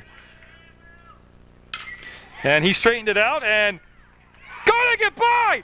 They can win the game on this! It's gotten by the left fielder! They're going to hold him up! They're going to hold him up! Hadeka with a legitimate single, then the error in the outfield, and it's 4-3 with nobody out, but the runners now are at second and third. And Hadeka continues to kill the ball. Mike Sorelli up with a tying run down at third base. Oh, they're going to talk it over, and you know what? I'm going to fade down. I got goosebumps. I got to settle down here.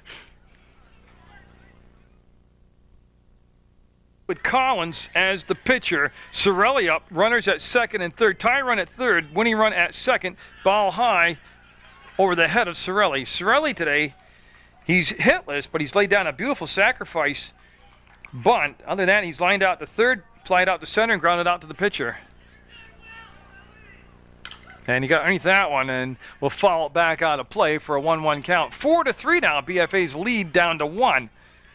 This inning started off with a walk to Carter, a single by Schuldice, and then a single and an error. As Hadeka got a single, the ball skipped past the outfielder, and runners, 1 run scored, and then the runners moved up. Good pitch. Real good pitch.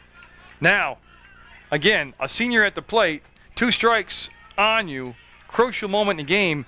Got to make contact, got to protect the plate. Like that. That was a good job by Mike. So we'll stay with the 1-2 count. Rich Cussell, another senior on deck for MSJ. As Collins trying to hold the fort here for BFA. Got him. Dropped. Strike 3's dropped. And he's going to be safe. He's going to be safe at first base. And that will load him up. The catcher just flat out could not locate the ball. And nobody communicated to him where it was. So that, in my opinion, that's really not the catcher's fault. Somebody's got to communicate to him. So it stays bases loaded, no one out, and Cussell up. There's a force out at any base right now, and BFA has brought the corners in but kept the middle of the infield back. That's a ball. So he got the strikeout, and then on a fluke play, which could be an omen of what's to happen here, MSJ doesn't get an out recorded against him, and the bases are loaded. And it's 2 balls and no strikes. Oh, it's been a dandy of a ball game. If you're not entertained by this, you don't have a pulse, really.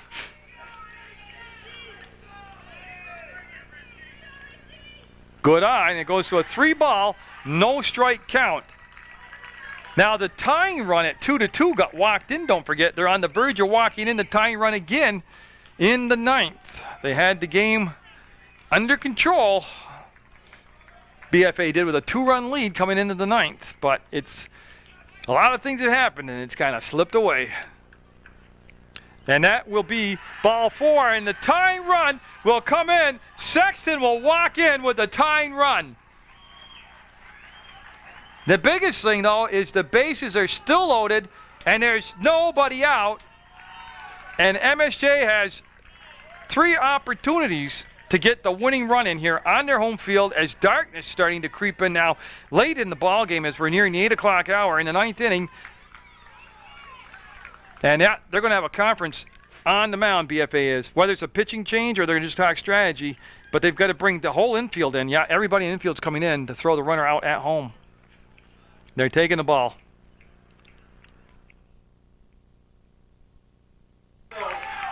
Tyler Pelletier, the new pitcher, the 3rd pitcher used by BFA, and what a jam. Bases loaded, tied at 4, nobody out, and he didn't look too sharp in his warm-ups as far as being wild. He looked pretty wild in his warm-ups. There's Nolan Rhodes at the plate, and they'll dance around with that fake throw stuff. And I tell you, there's already been a balk called today. A couple ones that weren't that could have been. And he better stop messing around like that. That'd be awful to balk the running. Yep, good stop by Pillsbury. And I'm honestly telling you, that was his warm-ups. He was nowhere near throwing a strike in his warm-ups. BFA took a 2-1 lead into the 6th inning. MSJ got a run in the bottom of the 6th, walked in. That's how they tied the game up at 2. BFA got 2 runs in the top of the 9th. Looked to be in control at 4-2. And then Carter came up. He was walked. Scholdice came up. He got a single. Hadka got up. He got a single and drove in a run. Sorelli got up, struck out, but they dropped strike 3 and they couldn't find the ball, and he made it to first base. And then Cussell walked, and that forced in the tying run. The Mounties now with the bases loaded, nobody out, 4-4, looking for the win. Any way you can take it, there's a strike. You got to figure, even with a double play, you've got 2 chances to get a run in with the bases loaded. You got to figure 3 chances on the off chance of a double play, 2 chances. Oh, I like the idea of the... He's out. Well, I'll tell you what, that's the worst thing that could have happened. It's you gotta make contact. That's a contact play. You could say anything you want about the base runner, but that's a contact play. The base runner has no choice at all. He's gone. He's at your mercy to go home. Yeah, that is one of those things where it was lack of execution. You have to make contact at all cost. Because the runner's already been told, you're breaking on the pitch. You're going home on the pitch no matter what happens, because it's not a safety. I don't mind the call. I don't mind it a few batters ago, but this guy's been wild in his warm-ups. I would have just let him throw a weight on the first pitch here. So now, 1 out. Now a double play ends the inning. They're going to intentionally walk Rhodes to get to Laddebush, which means they're setting up a force out at any base, which wouldn't help them because the run would score. They're looking to increase the odds of a double play and get the runner out at home base on a ground out or something, or shallow fly ball. Laddebush up. He's walked twice and flied out to left field. Base is loaded, but now 1 out. See, that's the kind of thing you got to make contact on that last play. There's a ball. It was high and outside. Pelletier, the 3rd pitcher used. They started with Hourigan. They went to Collins. And Collins actually did a real good job, seriously. Hey, he got him to the bottom of the 9th. To the backstop. And here comes the winning run. And they'll win it on a wild pitch. You know what? A fitting way for a ball game that featured missed opportunities and great plays and some ugly moments. That is fitting. Now we've seen it all. They will score on a wild pitch and win the ball game in the bottom of the 9th. MSJ will have it 5-4 over BFA in a game, quite frankly, that either team at any point could have broke open and won. What a emotional game. What a great game. And the fans here got treated to a fantastically entertaining game. My hat's off to both coaches, to both teams, congratulations to MSJ. A good effort by BFA. Best of luck to the Mounties deeper into the playoffs.